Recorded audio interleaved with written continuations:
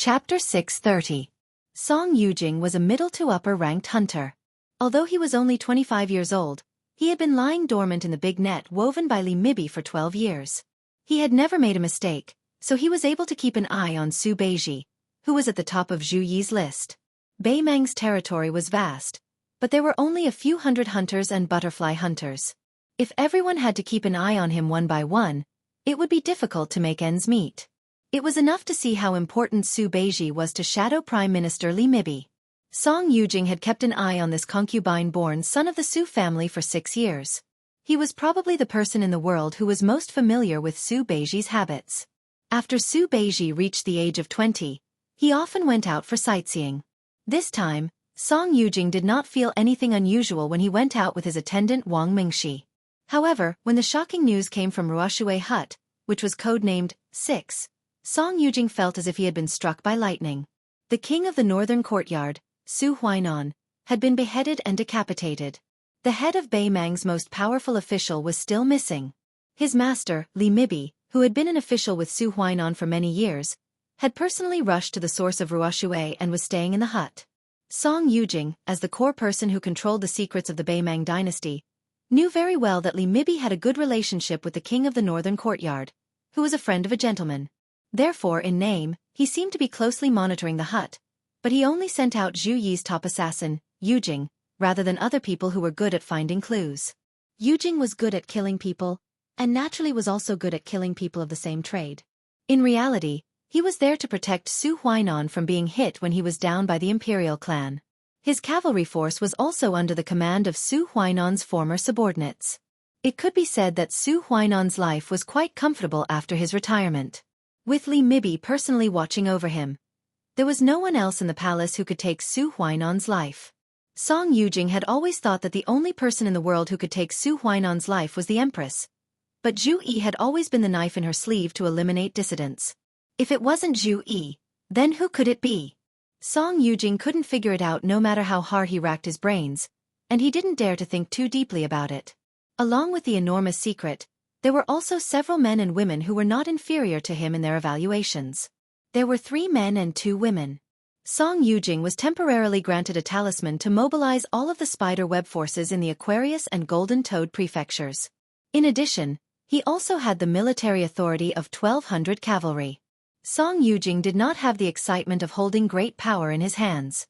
He only trembled with fear. Su Huainan's death would affect the whole situation. The collapse of this Bei Mang's mainstay was destined to stir up the imperial court. In the past, the Su family had always been supported by Su Huainan. Most of the descendants were not presentable. Only Su Beiji, who had not revealed himself to this day, was the key figure who had the hope of supporting the family. Whether to capture or invite, the master had not clearly stated in the letter. Song Yujing himself had to grasp the severity of his strength. However, Song Yujing soon felt that this mission was tricky. Other than the page boy Wang Mingxi, Su Beiji and that scholar with an unfamiliar face had unexpectedly disappeared into thin air. Song Yujing immediately cast a large net to catch the fish. Most of the men were sent to the southern part of Golden Toad Prefecture to search for or intercept them. If the page boy had not continued south instead of turning north, Song Yujing would have been able to save himself a lot of trouble and worry. He only left one person to catch the butterfly girl to follow the page boy. The page boy, who had become a chess piece, went from Aquarius Prefecture to the frontier fortress of Golden Toad Prefecture. He then walked horizontally for several hundred li. In the end, he actually went north. After a short pause, he continued south. After walking for a full 10 days, he brought out an inexplicably large circle. During this period, Song Yujing followed the page boy's strange movements and did not dare to lower his guard. He repeatedly established and overturned his own conjectures and changed his orders several times. Not only him, but almost all of the men were exhausted. Occasionally, they met each other, but there was no complaint on their faces. Song Yujing also knew that these fellows who ate people without spitting out the bones would inevitably have countless unspoken criticisms. Among them, there was no lack of people who proposed to kill the page boy directly. Song Yujing ridiculed them in his heart and did not accept the proposal. Before the truth surfaced, Song Yujing did not wish to be on bad terms with Su Beiji. A centipede dies but never falls down. Even if the big tree that was the Su family fell, It would not be something that could happen in 1 or 2 years. Especially after Su Huainan's sudden death, Her Majesty, whose relationship with Su Huainan was shrouded in mystery, would not have a bone in her throat. Perhaps, she would even reward and comfort the group of vermin in the Su family. Song Yujing would never have expected that Su Beiji had been following the page boy from a distance. The route was roughly the same, but they both maintained a day's worth of walking. Su Beiji put on the curly-bearded man's mask from Su Fengnian's hand. Su Fengnian also changed his mask. He no longer carried the book box on his back. Instead, he changed his traveling bag and let Su Beiji, who looked like a servant, carry it on his back. The two of them were eating in a small tavern in the Golden Toad Prefecture that day. When Su Beiji first heard that Su Beiji wanted to use the page boy as bait, although he did not refuse, he already looked down on him. However, along the way, Su Beiji saw him communicating with a red-robed demon using strange hand gestures several times in the wilderness. Only then did Su Beiji thoroughly re-evaluate this future king of Bailiang, who dared to go alone to Bei Mang. Chapter 631. The two of them sat by the window of the tavern, seemingly leisurely chatting about military secrets. Su Beiji had recently become addicted to drinking. Whenever he had the chance, he would drink a few cups. As for alcohol, whether it was good or bad, he did not abstain from it. However, every time Su Fengnian saw him drink, he looked like he was squatting in a latrine pit, unable to poop. Just looking at him made him uncomfortable. Su Beiji drank until he felt his stomach burning. He could not help but snort. Only then did he slowly say, "Guess how much money did the thatched cottage spend to find out that you killed the devil's yelling?" Su Fengnian laughed. "At least 100 taels of gold?" Su Beiji shook his head. Not a single copper coin was spent. The news was spread by a Yelu disciple in the capital at the brothel. It was quickly brought to the thatched cottage. Su Beiji asked again, "Guess how much money did the thatched cottage spend to confirm that you had stayed in Dunhuang for a period of time?" Su Fengnian thought for a moment. "I'll guess a few 100 taels of gold." Su Beiji laughed. "Too little. About 900 taels of gold." Su Fengnian clicked his tongue. They are really willing to spend a lot of money. Su Beiji was obviously not used to drinking, but he was bold when he drank. He drank it all in one gulp and gently tapped the cup on the greasy table. He looked out the window. Because of the skin on his face, he looked like a rough man, but his eyes were as gentle as a woman's. Fortunately, only Su Fengnian was facing him. This scholar, who did not know when he would be able to amaze the world with a single brilliant feat, sighed with emotion. Wanting to find a spy who is proficient in disguise is tantamount to finding a needle in a haystack. Grandfather and I burned the midnight oil several times to calculate your route. During those days, the old man was full of energy. This kind of hide-and-seek game was like the southern glutinous rice dumplings he ate when he was young. It was quite chewy. You may not know this, but Li Mixi wasn't the only one who created the Zhuyan that was modeled after Liang's Zhao Go. Grandfather once helped to create the framework. Half of the credit went to Li Mixi for being able to become the Empress's most trusted minister, be known as the Shadow Prime Minister, and be the 9th Commandant of Festivals. Both of them are rare scholars in the Central Plains. When he said this, Su Beiji paused for a moment and looked at Su Fengnian. When it comes to raising soldiers, Empress Murong is undoubtedly the best in the world. Zhao Clan's son isn't bad either. He's the king of Bailiang. Su Fengnian cut him off with a laugh. Him? What's more, during the Spring and Autumn War, it was a contest between the military cavalry and the literati. After toppling the noble families and rich clans, the scholars had no home to return to, no tree to rely on. Naturally they would bear a grudge against Su Shao, so there's no need to mention serving this butcher. Su Beiji shook his head and said, "There are two kinds of raising soldiers, raising noble scholars and raising poor scholars. You have to know that the term scholar originally only applied to nomadic scholars. For example, those school of vertical and horizontal scholars who left their names in the annals of history because of their unhindered maneuvering, or the school of thought's lobbyists. Later on, the scholars gathered and formed powerful clans, and only then did they begin to live like princes. Now that the edifice has collapsed, most of them have to work for the rice and millet. What's more, the rise of the poor scholar class in the imperial court is irresistible. There are many things that the king of Bailiang can't do, but you can. The scholars of the world were originally your tide-listening pavilion's millions of koi fish. Now it's just like how the tide listening pavilion is connected to the rivers, raising koi fish mixed with wild carps. If you can pick a small number of them, you can succeed. Since ancient times, strategists have sought the protection of a wise ruler, nothing more than wanting to ride the dragon's momentum and soar to the top. Su Fengnian laughed and said, "If you tell Su Xiao this kind of great principle, he'll doze off in front of you." Su Beiji dismissed it with a laugh. In Ruoshui Hut, a skinny old man dressed in luxurious Sichuan brocade rushed over from the capital's strategic location overnight. He had been sitting by the water's edge the whole time. Next to him was the beheaded Su Huainan. The old man personally checked the wound and the surroundings of the hut. He waved his hand and had his subordinates leave, leaving only a young maidservant carrying a lantern without a wick. It seemed that he didn't want anyone else to disturb him and his deceased friend. In the night, the old man stretched out his withered bamboo-like arm and stroked his frosty white sideburns with his fingers. He muttered to himself, "When we were young, we came to the chaotic Beimang together.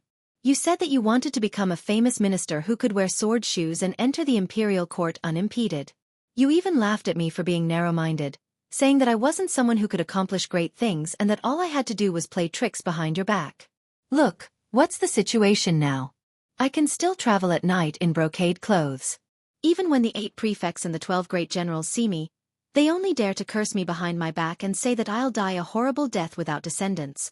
You, on the other hand, don't even have a single descendant who has the guts to attend your funeral. You thought highly of Su Beiji and taught him everything you learned. Because of our friendship, I've been hesitant to kill him. Old man Su, why don't you send me a dream? I'll let him go then. I thought that I would risk half my life to make sure that you die after her. How could you just leave like that? You even left so sullenly. What do you want? Repay a debt? Return it to whom?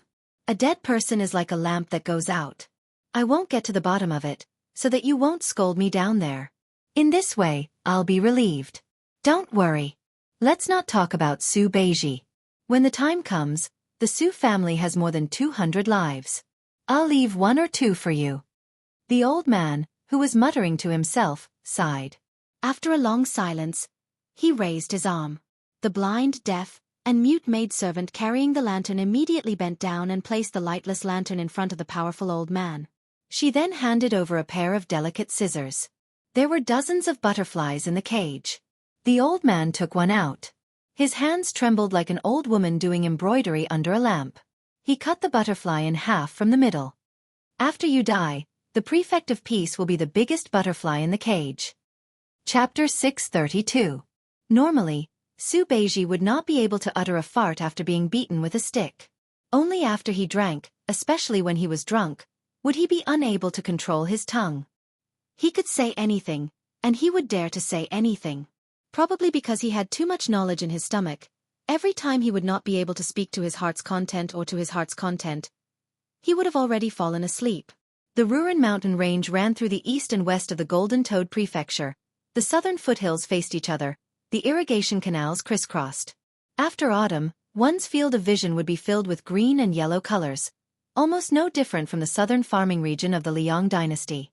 To the north of the Ruren Prefecture was a vast grassland. The Ruren mountain range was precipitous, forming a natural barrier. Other than those pathways formed by gaps and canyons, there was no way to travel from north to south.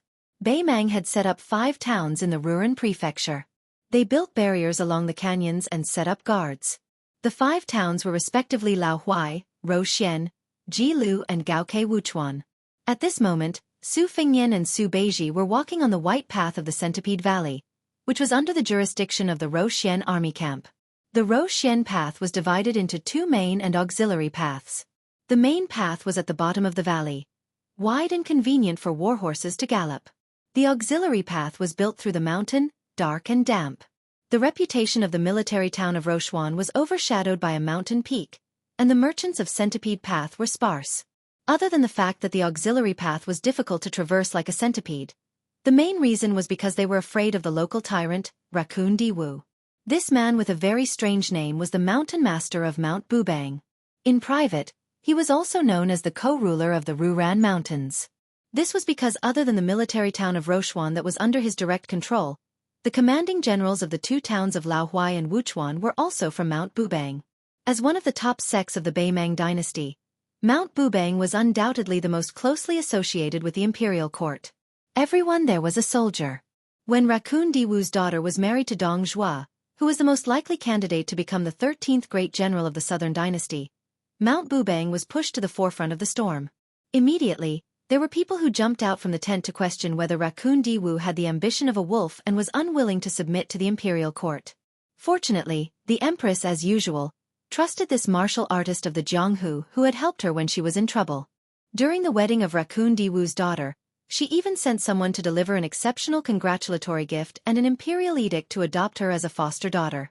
The rank of the appointed madam was even higher than that of Dong Zhuo's official rank. Unknowingly, this caused Dong Zhuo to become the laughingstock of both the northern and southern dynasties of Baimang. They ridiculed Dong Zhuo for being a general who relied on women. Su Beiji walked on the dim and shady centipede path. Although there was a simple elm fence along the path, the stone floor was slippery with water. Su Beiji, who had only learned some body-strengthening boxing techniques, was trembling with fear as he walked. Fortunately, Su Fengnian was walking on his right side, so he felt a bit more at ease. This auxiliary path between the mountain walls was more than 10 feet wide and 15 feet high, barely enough for a donkey and a mule to slowly pass through while carrying goods. The inner wall was covered with moss and the top of the wall was constantly dripping with water, making it extremely easy for running warhorses to slip. There were many gaps in the path paved with blue stone slabs, making it easy for the horse's hooves to turn.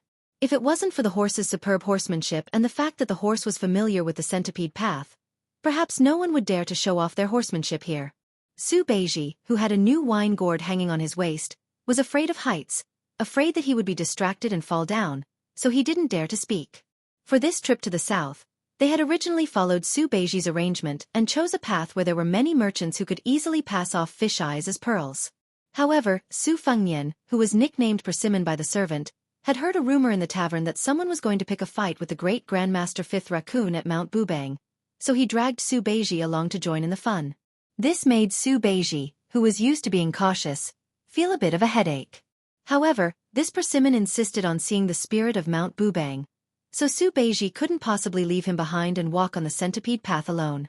In addition, the centipede path was steep and bumpy, so along the way he had given Su Fengnian quite a bit of attitude. In the end, they were two young children from wealthy and powerful families. Su Beiji was far from seeing him as a wise master who was worthy of his devotion, and Su Fengnian also didn't think that he needed to put on airs in front of Su Beiji. Recruiting talents? My Shifu Li Yishan alone is equivalent to several Su Beijis? In comparison, Su Fengnian was more willing to accept that blind chess player from the 10th Bureau of Yongzi Alley, or that poor scholar who cherished books as much as his life from the Baogua Temple in Jiangnan. However, Su Fengnian didn't deny that Su Beiji was still somewhat immature compared to Su Huainan, an old ginger who had been floating in the imperial court for a long time. However, compared to himself, this dabbler, Su Beiji was still a notch above him. The Centipede Road was as lonely as the road to the Yellow Springs. With no one around, Su Fengnian didn't make things difficult for Su Beiji, who couldn't be said to have any martial arts skills. He personally carried the luggage. Even so, Su Beiji still had to stop and rest every few li. Perhaps he was somewhat grateful to Su Fengnian for taking the initiative to stop and rest each time to save face. Su Beiji somewhat boldly walked along the railing with a wide view. He looked at the fertile land south of the Ruren Mountains and finally opened his mouth to ask, "Why does His Royal Highness practice martial arts? Isn't he afraid of delaying the future military affairs of Bailiang? If the descendants of the vassal kings muddle along, they will naturally not lack glory, splendor, wealth, and rank. The emperor of the Zhao family will probably be happy to see this happen. However, to maintain the special honor of being hereditary, one must always exhaust one's mind." King of Jing'an, Zhao Hang, paid with his life. Crown Prince Zhao soon even entered the capital. Wealth and honor are found in danger. Moreover, you will be the only king with a different surname in the Liang dynasty. I think in this world, only the king of Bailiang and His Royal Highness can feel the weight of this burden. I originally thought that you would be the one who looked down on the boorish men of Jianghu the most. After all, the king of Bailiang personally destroyed most of the vitality of Liang Lake. Bailiang Palace has countless hidden dragons and crouching tigers. Why would His Royal Highness need to personally practice martial arts? With the lure of fame and fortune, with one command, There will always be countless experts working for you. When Su Beiji wasn't drinking, most of his words were spoken in such an emphatic tone, always with a hint of questioning. Chapter 633. Su Fengnian was preoccupied with his own thoughts, so he simply ignored the successor of Su Huainan, who had already lost his family and had yet to live under someone else's roof. Su Beiji, who was ignored, was not angry. He said to himself, chivalrous people use force to suppress disorder, but the two imperial courts both have unprecedented control over their own Jianghu. Beimeng's Jianghu has directly become the imperial court servants, while Liang's Jianghu also has their own watchdogs. The internal strife is fierce. I really don't understand why there is a need to personally go into this kind of Jianghu that is struggling at death's door. Su Fengnian suddenly laughed and sat down on the rotten guardrail. Su Beiji looked at him with trepidation. Su Fengnian looked at this talented person who liked to look at the situation from a strategically advantageous position. He said calmly, Su Beiji, have you seen with your own eyes 2,000 flying swords? Have you seen with your own eyes the rise of the sea with your own strength? Have you seen a wisp of sword energy destroy a city wall? Su Beiji calmly shook his head. No, I haven't. But since ancient times, everything has its vanquisher. The Sword Emperor of West Shu guarded the country's gate for the Son of Heaven. But wasn't he also crushed by your Su family's cavalry until not even his bones remained? Why wouldn't the Jianghu people who have been famous for a long time be willing to fight on the battlefield? Isn't it because they are afraid of capsizing in the gutter? Moreover, the elite armies often have similar cavalry that specifically targets the top experts. I'm guessing that your Liang's Grand Secretary Zhang Julu has spared no effort to tilt the empire's taxes to the north. He must have let Gu Jiantang support a force that can deal with Beimeng's Jianghu martial force. Don't think that the chess and sword music school of Mount Bubang is very arrogant right now. Once they are driven to the battlefield to fight, they won't be able to withstand a few large-scale battles. Su Fengnian laughed. Are you mocking me? Are you saying that I'm not doing my job properly? Su Beiji lifted his wine gourd and drank a mouthful of wine. Su Fengnian did not get angry. Instead, he smiled and sighed sincerely. Your opinion is exactly the same as my second sister's.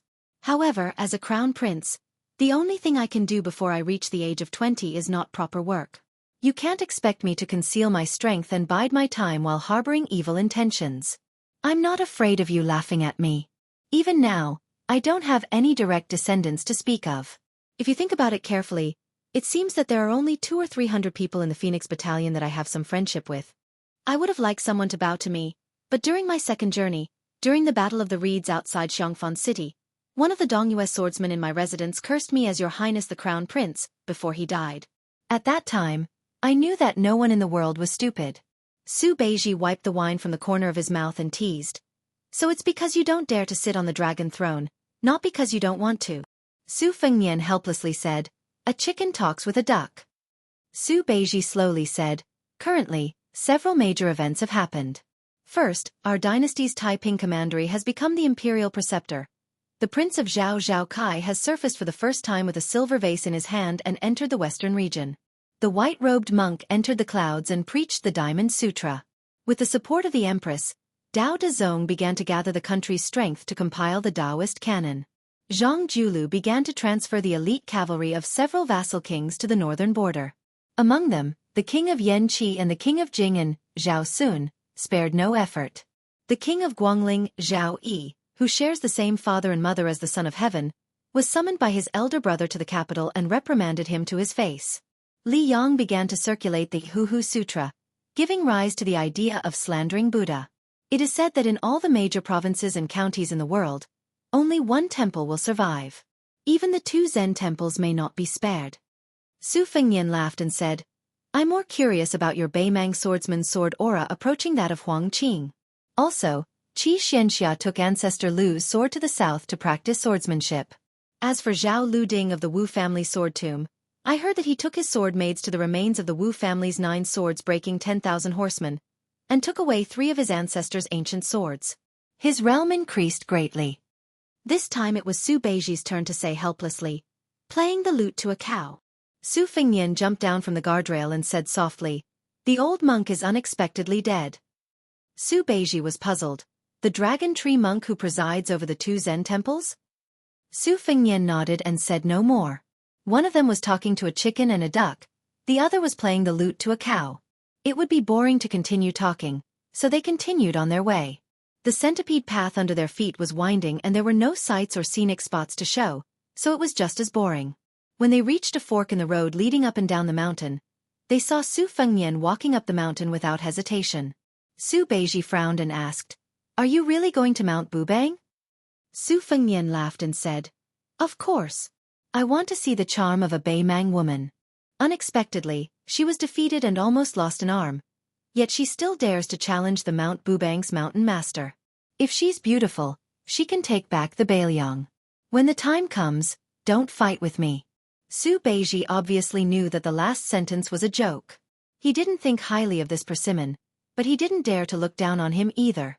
If he acted recklessly, Su Fengnian wouldn't be able to live to this day even if he had 10 lives. Although they had been together for more than 10 years, Su Beiji had never asked about Su Fengnian's level of martial arts. When they were halfway up the mountain, they were stopped by the Mount Bubang's checkpoint. Only then did Su Fengnian realize that travelers had to stop here. Not everyone could go up the mountain to watch the battle. Seeing the curly-bearded man beside him smiling without saying anything, Su Fengnian had no choice but to obediently descend the mountain. As Su Beiji expected, Su Fengnian wasn't so crazy as to want to break through the southern wall. There were 2 routes down the mountain. The 2 of them took a secluded path, purposely avoiding the many martial artists from Beimang who were similarly shut out.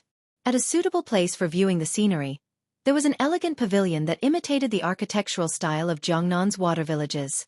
There were no armored gods patrolling outside the pavilion, only a few well-built servants in luxurious clothing. Their qi was profound and their divine splendor was reserved. From what Su Fengnian could see, one of them had entered the second pin. The others were also near the Dragon's Gate's threshold. In the pavilion, there were 2 women, one big and one small, with their backs to them. The young woman was sitting cross-legged, leaning against a pillar with her eyes closed. On her back was a weapon wrapped in a long cloth bag. The little girl was lying on a bench with her hands propped on her cheeks. Inside the pavilion, there were 2 pairs of embroidered shoes, big and small, one green and one red. The little girl was softly singing a small folk song, her voice crisp. The teacher in the private school was asking if she knew who was shouting, "Zhi zhi zhi zhi zhi" on the tree. The little moon quietly climbed over the hill. Who was in the pond woke up the starlight. Who was at the village entrance ringing the bell? Ding dong ding dong ding dong ding dong. Su Fengnian stood where he was, unwilling to leave. Su Beiji saw that the group of unruly retainers were already paying attention to them, eyeing them covetously. He tugged on Su Fengnian's sleeve. The next moment, Su Beiji knew something was wrong, but then he only felt that it was absurd. Su Fengnian swept into the pavilion, his back facing Su Beiji and the unprepared retainers from Mount Bubang, and gently helped the green-clothed woman put on the green embroidered shoes. Chapter 634. The girl who had finished singing the ballad was lying on the bench. When she turned her head and saw the man barging into the pavilion, she was startled at first, but then her little face lit up like the light after the rain. She was incomparably happy. Su Fengnian helped the green-clothed girl put on the green embroidered shoes, then turned his head to the little girl and raised his index finger to his lips, making a shushing gesture. The child immediately covered her mouth with both hands, fearing that she would spill the beans. Then, as if she felt that this action was too abrupt, she straightened her clothes and sat up in a rather ladylike manner. Unfortunately, she discovered that she was barefooted, and the pair of peacock satin brocade shoes were still lying on the ground. She blushed slightly. The young man who looked like a scholar easily barged into the pavilion. First of all, the little girl in the pavilion was an important guest of Mount Bubang. She was the sweetheart of Mount Bubang's son-in-law, Fatty Dong. When he went down the mountain, he said that if the little girl was hungry, he would take a gong and drum from his father-in-law, the 5th raccoon dog's courtyard to every house. Then there was the green-clothed woman who came up the mountain to challenge Mount Bubang. Even though she was defeated, it was honorable. The martial artists of Beimang respected martial arts deeply, and they respected all strong martial artists. Even though she was a young woman of unknown origin, they did not view her as an enemy. Everyone in Mount Bubang treated her as half a guest. Lastly, they were shocked by the strength of the unfamiliar man. These 3 factors added up, and these were all guests of Mount Bubang. The Mount Bubang's retainer feared them to the extreme. When they barged into the pavilion, A level 2 guest used 2 fingers to touch a small piece of sleeve. However, before this master could grasp it tightly, his hand was bounced away by a technique similar to that of Jong-Hu. His 2 fingers were still sore and tingling. The atmosphere inside and outside the pavilion was delicate. It was the little girl who broke the deadlock, calling them uncle and uncle. Then, with an unquestionable tone, she asked them to go up the mountain first. This smooth manner that did not hurt the harmony on the surface was obviously taught by her Uncle Dong. These days, Mount Bubang had gotten used to the little girl's maturity. In addition, she was spoiled to the point of being lawless by the Mount Bubang son-in-law, who led 60,000 soldiers. After some consideration, the retainers arranged by the 5th raccoon dog quietly left, but they did not go far. They waited outside the pavilion's view, and then one of them went to report the news to Mount Bubang. Su Beiji racked his brains, but he did not expect such a calm ending. However, he did not think too deeply about it. Outside the pavilion, he looked down at the beautiful scenery. His grandfather had once said that Jiangnan's graceful environment was something that Beimang could not compare to. The women there were truly made of water, unlike the women of Beimang who were mixed with sand. After the age of 30, they would often become unbearably rough. Su Fengnian sat side by side with the girl in green. He reached out to take off the long and narrow spear pouch, revealing the true appearance of the instant spear. He asked, "Why did you come to Beimang? Did you beg Su Xiao to come here?"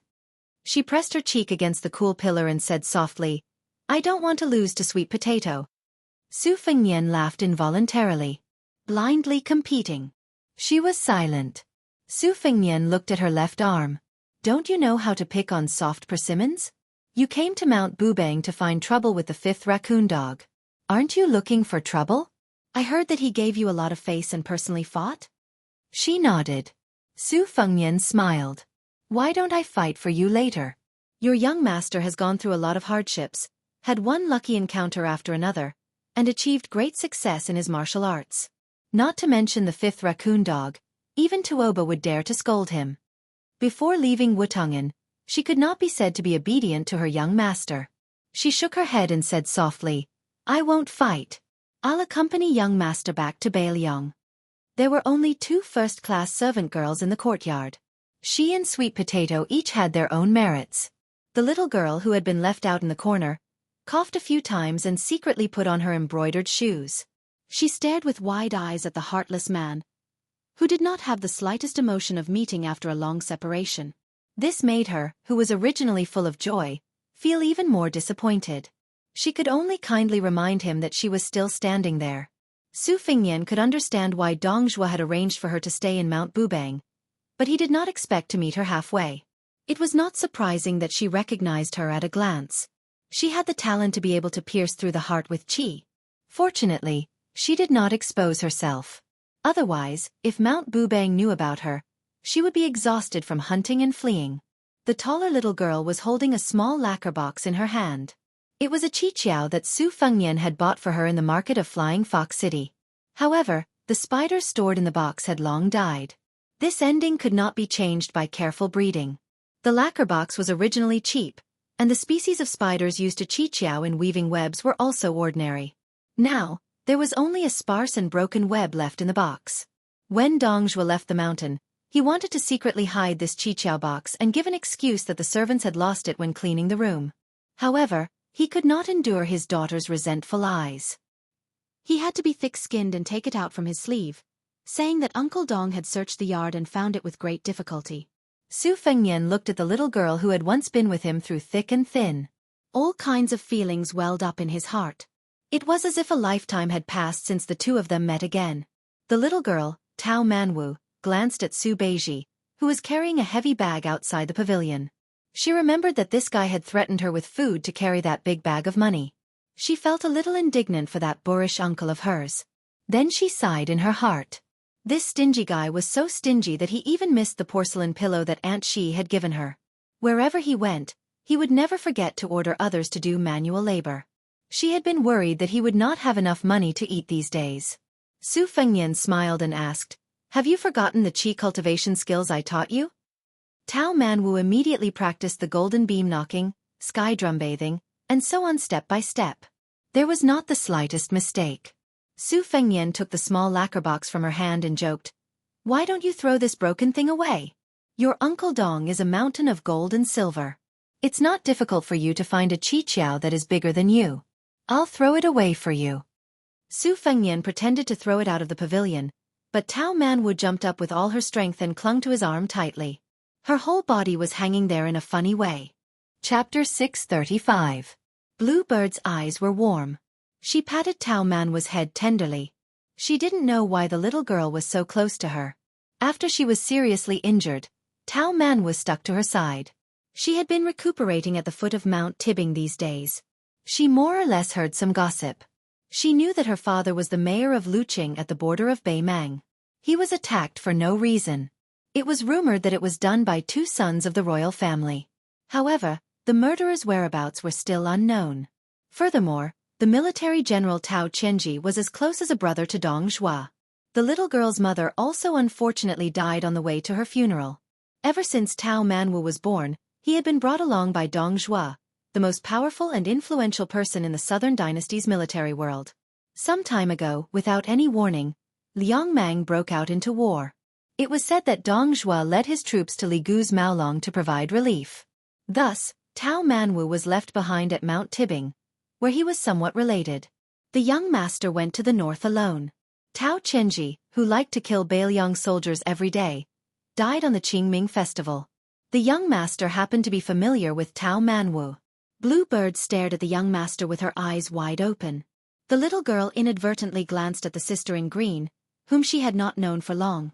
Su Fengnian, who knew that she was gifted, did not stop her. The green bird found that the little girl's face was covered in tears after she let go of her hand and landed on the ground. The extremely complicated and contradictory look in her eyes was like a spider web in an expensive and ingenious box. It was so dense that there were no gaps. It should not appear in the eyes of an innocent and kind little girl. Tao Manwu only shed tears but did not cry out loud.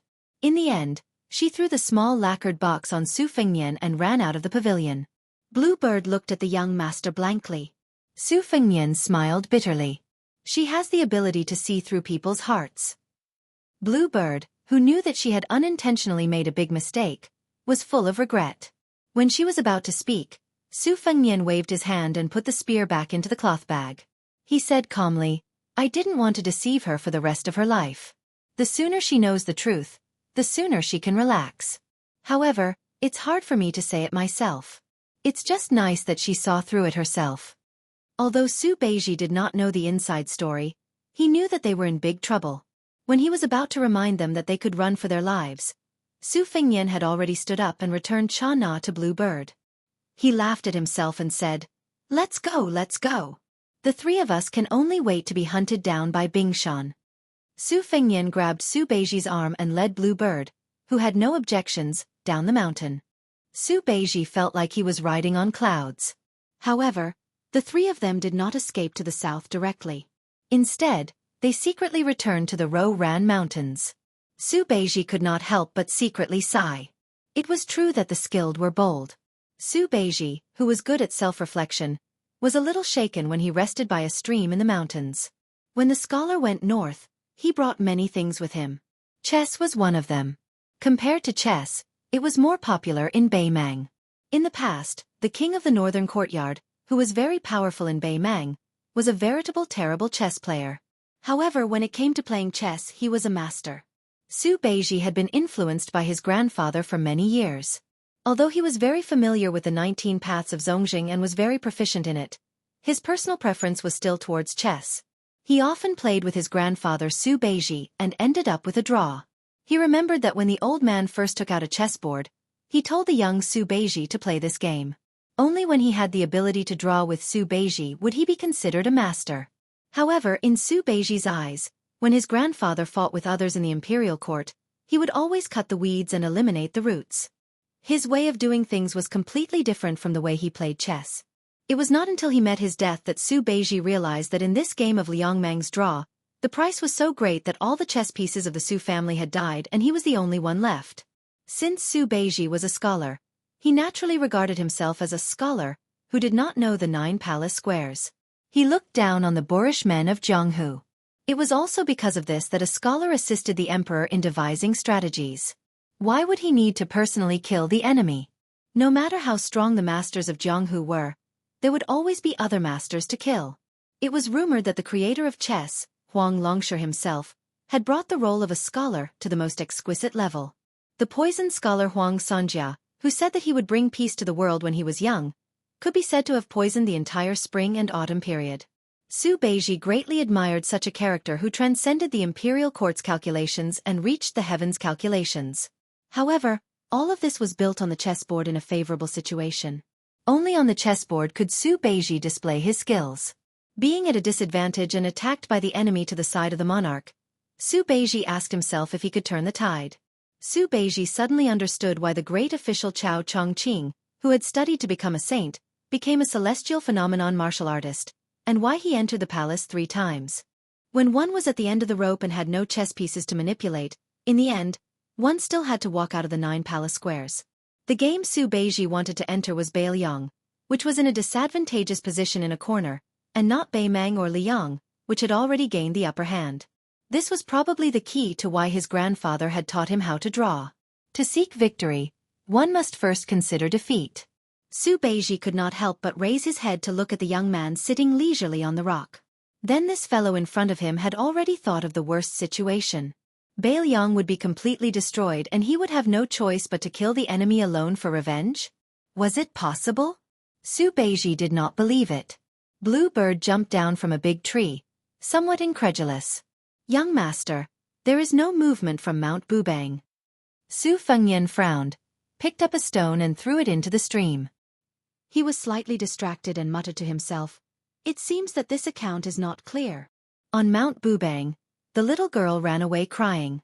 Those who did not dare to leave the pavilion saw this scene and subconsciously wanted to kill their way down the mountain. However, she forced a smile and explained that Sister Tsing-yi was going down the mountain with an acquaintance, so she was a little reluctant. Everyone was skeptical, but they did not ask anything. However, if that girl didn't throw herself into a flame like a moth, then it could be considered a good thing. In the end, even if the mountain chieftain, who had a great reputation in the northern Mang Jianghu, defeated a young girl, it wouldn't sound good if news of this were to spread. Tao Manwu walked for a short distance and did not let the retinue follow her. She turned and ran to the pavilion. When she saw the lacquer box, she bent down to pick it up and was about to throw it down the mountain. However, she raised her hand for a long time and still could not muster up the courage to throw it away. Then, as if she was angry at her own failure to live up to expectations, she ran out of the pavilion, squatted down, dug a hole with her small hands, and buried the box in the soil. She wiped away her tears and returned to the elegant little courtyard on the mountain. She climbed onto the bed, hugged the porcelain pillow and curled up in the corner, using the quilt to hide herself. Chapter 636. This chapter is short on words, so please forgive me. There will definitely be a monthly vote battle in August, so I hope everyone will support me. Nowadays, the world only knows about plum wine, but not instant spear. Su Fengyan sat on a giant rock by the side of the stream. He took off his shoes and socks, placing his feet into the gurgling waters of the refreshing stream. On his knees was this spear immortal Wang Xiu's relic. Even though Wang Xiu's name carried the word gentle and charming, most of the spear techniques she used in her life were actually the firm and fierce pure yang path. Wang Xiu's innate strength was astonishing since she was young, leading experts into the path of spear techniques. After she became famous, she nurtured her strength through battle, and even single-handedly entered the depths of northern Mang to temper her martial path. She practically slaughtered her way through that generation of northern Mang's martial world, stabbing a huge hole in it. Among the 4 grandmasters of Jianghu in the previous generation, Wang Xiu was also known as the Arm Saint. He used strength to overcome weakness, and his spear was as fast as thunder. The tip of instant spear was round and blunt. Because of Wang Xiu's arm strength and unparalleled spear speed, he didn't care about the sharpness of the spear tip. Wang Xiu's martial arts could be said to be the best in the north of the Central Plains, but his reputation was mixed. Spear Fairy was paranoid, and he killed every enemy he attacked, causing countless hatred. Naturally, Wang Xiu was regarded by many Jianghu people as lacking in martial arts virtue, having the strength of a grandmaster but lacking in general bearing. Wang Xiu, as one of the few external masters, did not regress in his martial arts realm after 60 years of age. His spear skills returned to its original state, and could be called extraordinary. What he learned in his life could be summarized as the 4 words formula. Liang dynasty originally did not believe that Chen Zhibao could surpass his master in his early 20s and defeat Wang Xiu fair and square. However, after 2 consecutive battles with Hong Jingyan and Ancestor Bronze Man, he did not lose. Liang Beimang began to recognize the little man in white as the undisputed #1 spearmaster, and the never-before-seen plum wine began to spread all over the world. Bluebird stood beside Su Fengnian. She took a moment to tell him about her journey to the north. I first went to a big sect in Gusai State called Sun Spear Forest. The sect leader, Sun Baiyuan, was a famous spearmaster in the Southern Dynasty. Su Fengnian laughed and said, "This sect must be named after the Wu clan sword mound. But I've read about Sun Baiyuan in the Tide Listening Pavilion's secret records. He's not simple. He's not a genuine level 1 master, but like many other martial arts geniuses, he skipped the Vajra realm, studied Taoist skills, and touched the threshold of the finger mystery. He's worthy of being called a top master of the finger mystery realm. How did you defeat him? A sneak attack?" Bluebird shook her head and said, "Before I went to the Forest of Spears, I comprehended the collapse of the 4-word formula in the desert. When I arrived at the Sun Spear Forest, Sun Baiyuan's spear skills were a little stagnant and rusty because he hadn't fought personally for a long time. I shattered his skull with 1 strike." Su Fengnian was suddenly dumbfounded. He laughed and said, "Then how did you escape?" Bluebird said calmly, "I fought and escaped. I was originally an assassin, so I'm good at disguising and hiding. I killed about 70 disciples of the Sun family and comprehended the delaying formula, also known as the back thrust. When I was being chased and trapped in a desperate situation, it was most suitable for me to counterattack." Su Fengnian bent his finger and flicked the dust-free ancient spear lightly, nodding.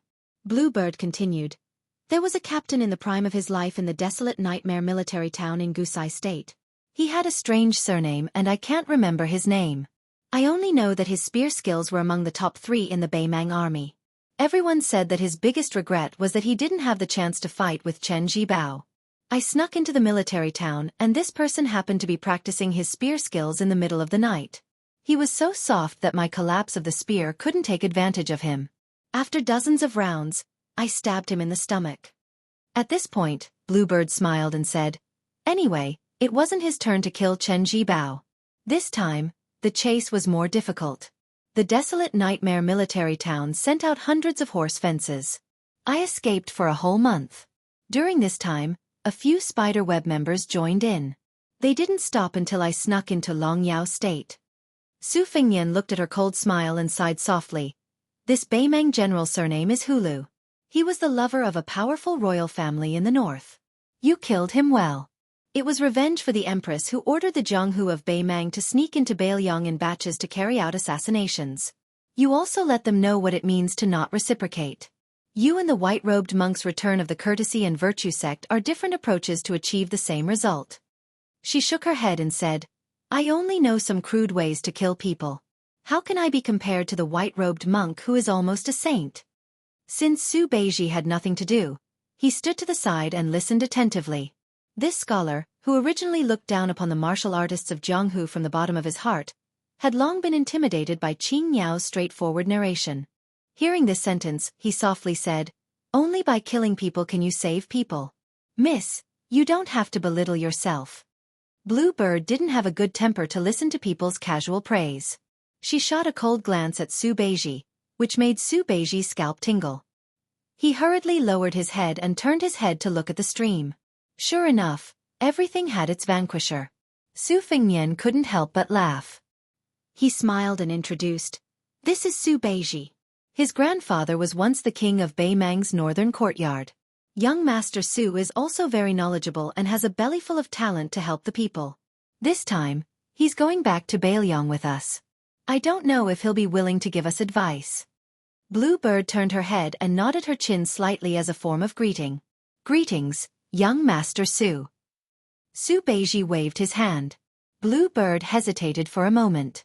"Young Master, do you know that the 10,000 Long Xiong army attacked Gentleman's Pavilion in front and the Great Snow Dragon cavalry crushed Li Gu Maolong behind?" Su Fengnian calmly said, "I heard that Huang Manor didn't have many Long Xiong army left. At the mouth of the Calabash, They were unlucky and ran into Dong Zhuo's personal army.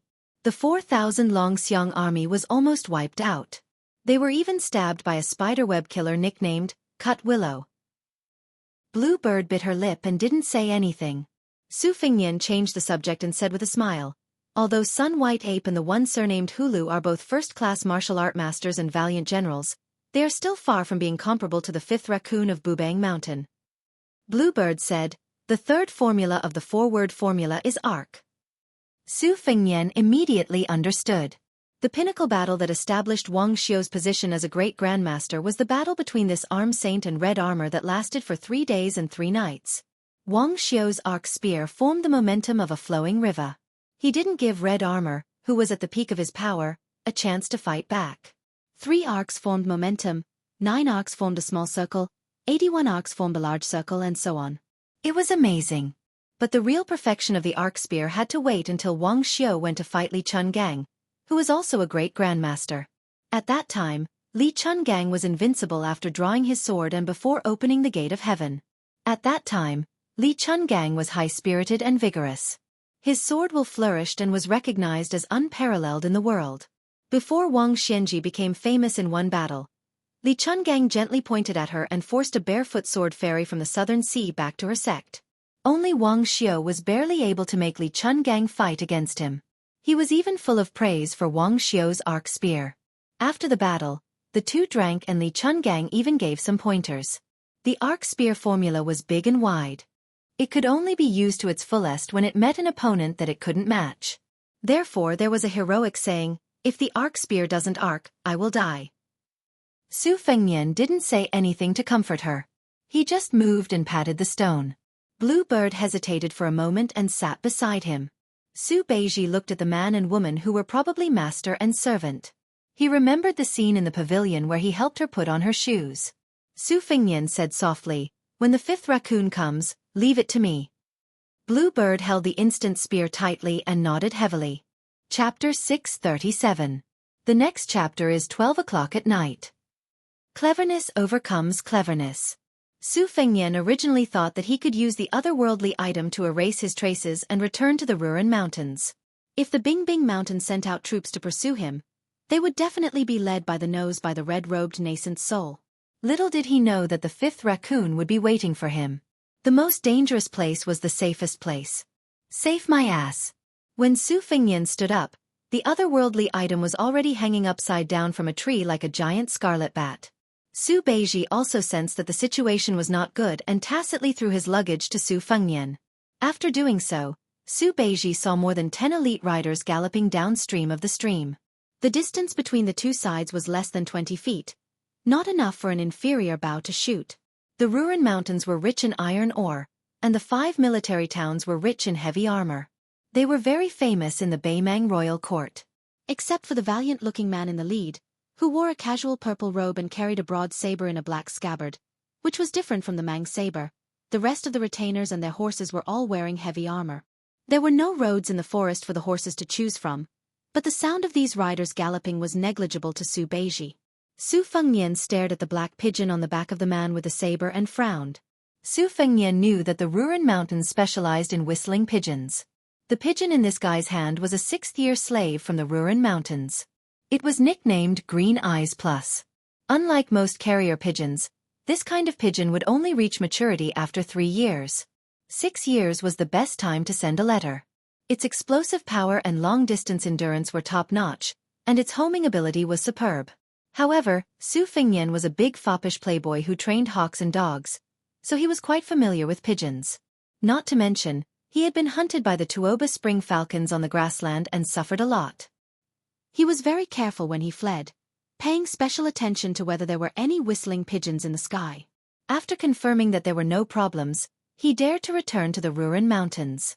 This ambitious and ruthless man of Beimang who controlled both the Bingbing Mountain and a military town was past his middle age. He had the features of a typical Beimang man, but his attire was more similar to that of the southern dynasties.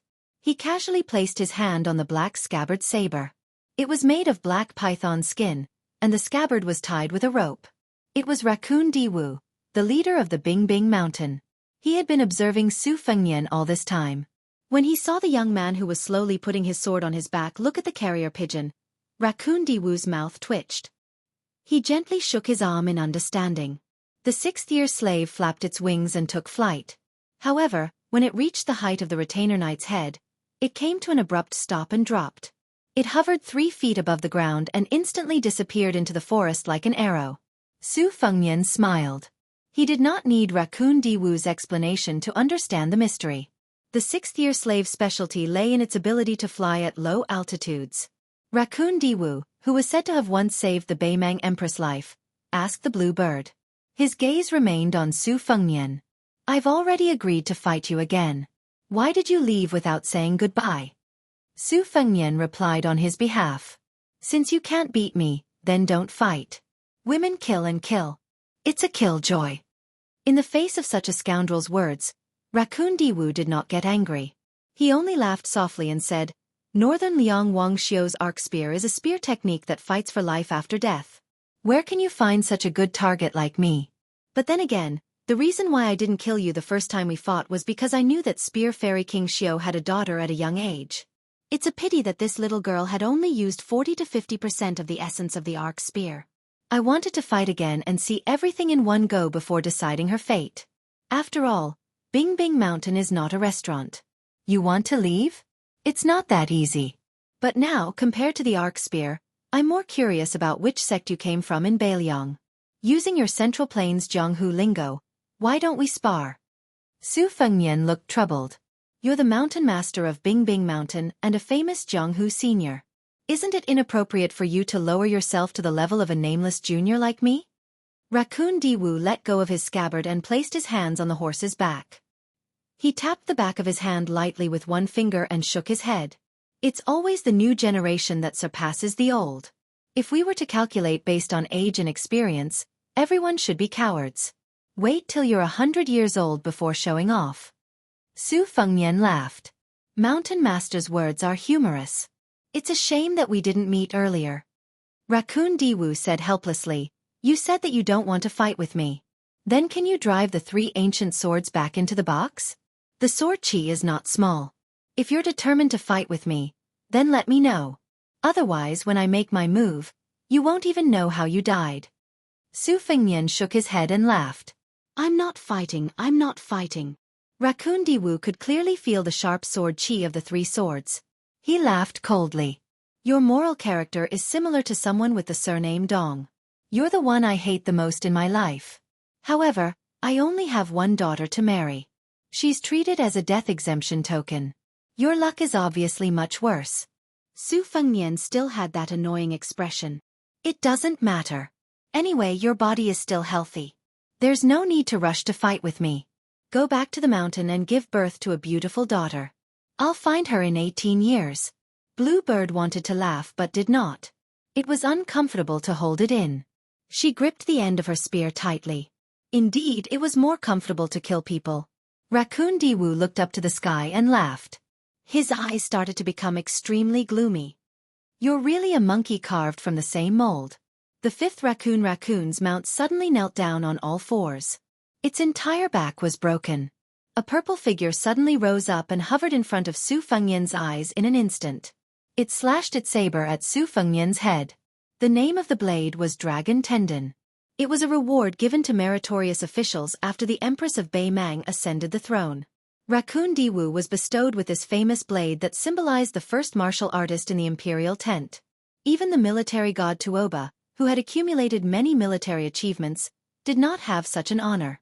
Su Fengnian did not dare to be careless. He climbed to the top of the building with the sword of spring and autumn held horizontally above his head. He originally wanted to use the 3 ancient swords that he had obtained from the Emperor Qin's mausoleum to attack Wei to rescue Zhao. However, before the 3 short swords that had been hidden for 800 years finally saw the light of day again flew to Raccoon Diwoo's side, the dragon tendon in the mountain lord's hand pressed down on Su Fengnian's chi, causing the 3 flying swords to show a trace of stagnation. It was indeed unfortunate that he had met his master, whose swordsmanship was far from perfect. It was even more unfortunate that he had met such a superb opponent. The soil by the stream was not solid to begin with. With one strike of the blade, Su Fengnian, who was holding the sword of spring and autumn, sank a full foot into the ground. Raccoon Diwoo's body spun in the air, and the dragon tendon brushed past the sword of spring and autumn by 3 inches. With that, Su Fengnian's entire body was sent flying to the side. The soil under Su Fengnian's feet rolled and splattered in all directions. After pulling his feet out of the ground, he flew into the air and stuck to a large tree. As he retreated in defeat, the 3 ancient swords of the Great Qin did not attack Raccoon Diwu in vain. With a flick of his finger, they were respectively nailed into 3 tree branches in the surroundings. Together with the sword of spring and autumn in his hand, they were finally able to cover the 4 directions of north, south, east, and west. Su Fengnian did not need to think about splitting his attention to control the swords. Against Raccoon Diwu, being distracted was tantamount to suicide. He only hoped that when one of his swords left his hand, he would be able to switch to another sword in time. The soft armor he wore would not be able to withstand the dragon tendon's blade strike. Even if he did not die on the spot, once he was heavily injured, he would be no different from dying. After the blade strike, Raccoon Diwu's aura suddenly condensed. He was indeed worthy of being a big shot of the Beimang Jianghu. Raccoon Diwu deliberately wanted to catch a mouse like a cat. He was not in a hurry to pursue and attack. Instead, he stood where he was and sneered, "You do have some petty tricks. Don't just have some petty tricks. That would really disappoint me." The battle had truly begun. Life and death were on the line. Su Fengnian did not have the leisure to talk. Chapter 638. The only experts that Su Fengnian truly respected were the old man in the sheepskin fur coat and old Huang. They were not the kind of swordsmen who liked to lecture others when they had the upper hand. It was even more impossible for them to be stubborn when they were in a disadvantageous position. One matter, one sword. As they fought, they talked nonsense like the weather was good today. If not, they would sigh about life. Why were they being so wishy-washy? What were they doing earlier? Su Fengnian inhaled and exhaled. He was no longer greedy after controlling multiple swords. Purple qi lingered around him, revealing the blade of his sword to be a foot long. Since ancient times, martial arts competitions could not escape the rule that an inch shorter was an inch riskier. Just like Li Chungang, who once had thousands of flying swords on the Great Snow Plateau. However, the old god of swords himself had earnestly lectured Su Fengnian, who liked to talk about ostentation. This kind of method could be used as a shortcut to cultivate the will of the sword. It could also be used to frighten laymen. However, it was useless against a mortal enemy who was on par with him. Li Chungang straightforwardly gave 2 clear examples. Within a distance of 10 feet, he was confident that he could kill any expert who had not reached the level of Earth Immortal with his green-sleeve snake. Even Ancestor Lu's reincarnation, Qi Xuanjun, would not dare to let Wang Xianji punch him with all his strength at close range. However, once the distance was increased, as long as one had entered the realm of first pin, anyone could fight with all kinds of tricks. In a true battle of life and death, it was usually decided after a few rounds of close combat. When the old man in the sheepskin fur coat imparted his swordsmanship for the last time, he raised his arm and raised his sword. He said that the sword could open the gates of heaven. It seemed imposing, but it was actually just 3 feet of green sword and 3 feet of qi. Only this was qualified for Li Chungang to boast that he could open the gates of heaven and kill immortals. Su Fengnian's insistence on advancing instead of retreating was in line with Raccoon Diwu's intentions. This mountain chieftain of Mt Tibbing, who had not killed to his heart's content for many years, was afraid that this brat would randomly jump and flee. It would be meaningless to kill him with his dragon tendon saber. Moreover, the interesting thing about the Jianghu was that no matter how high the realm of a martial artist was, they could still learn from others' strong points and smelt them into a furnace for their own use. This was especially true for the 5th raccoon, who was a top-notch master who was almost set in stone. The secret manuals that he could see must have been flipped through long ago, and the people who should be killed had already been killed. Instead, they needed some amazing younger generation to bring along those who were extremely hard to come by. Some geniuses who were not set in stone might still have a long way to go before they were proficient in martial arts, but they usually had some mysterious moves that were like antelopes hanging horns. The 5th raccoon was waiting for this unexpected surprise. It was obvious that this scholar swordsman had really made him sit up and take notice of him. Sword momentum and sword chi rolled like spring thunder. This brat's swordsmanship had reached a high level. The 5th raccoon was certain that he could use chi to control the sword, but he did not expect that the sword and the sword complemented each other, and the momentum could be so magnificent. It was truly a little surprising. The 5th raccoon stood where he was, maintaining a distance of 1 dragon tendon and 1 spring and autumn sword from Su Fengnian. He was willing to become an arrow pile, allowing Su Fengnian's sword Qi to strangle him wantonly. He was as motionless as a mountain. The mountain chieftain of MT Tibbing did not appear on the martial arts roll for a very simple reason. The 5th raccoon would rather be the head of a chicken than the tail of a phoenix. He had never reached the top of the martial arts roll, and was placed side by side with the younger generation. Was that not a disgrace? One had to know that the broken spear Deng Mao, who was ranked 9th in the world, had lost his spear to the 5th raccoon. Deng Mao's realm advanced by leaps and bounds, but the 5th raccoon had been stagnant at the finger-profound realm for a whole 10 years. There was still a layer of unbreakable window paper between him and the celestial phenomenon.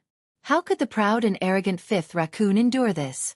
The 5th raccoon's beloved daughter, Di Wu Kei, had married Dong Zhuo, whom he looked down on. He had been suppressing a lot of resentment. The deputy mountain chieftain Gong Pu had died in battle at the mouth of the Calabash, and the guest advisor and Peng Lai's cauldron-carrying slave suffered heavy losses. This made the 5th raccoon even more vexed. Today, he had encountered this young swordsman who had intruded into MT Tibbing.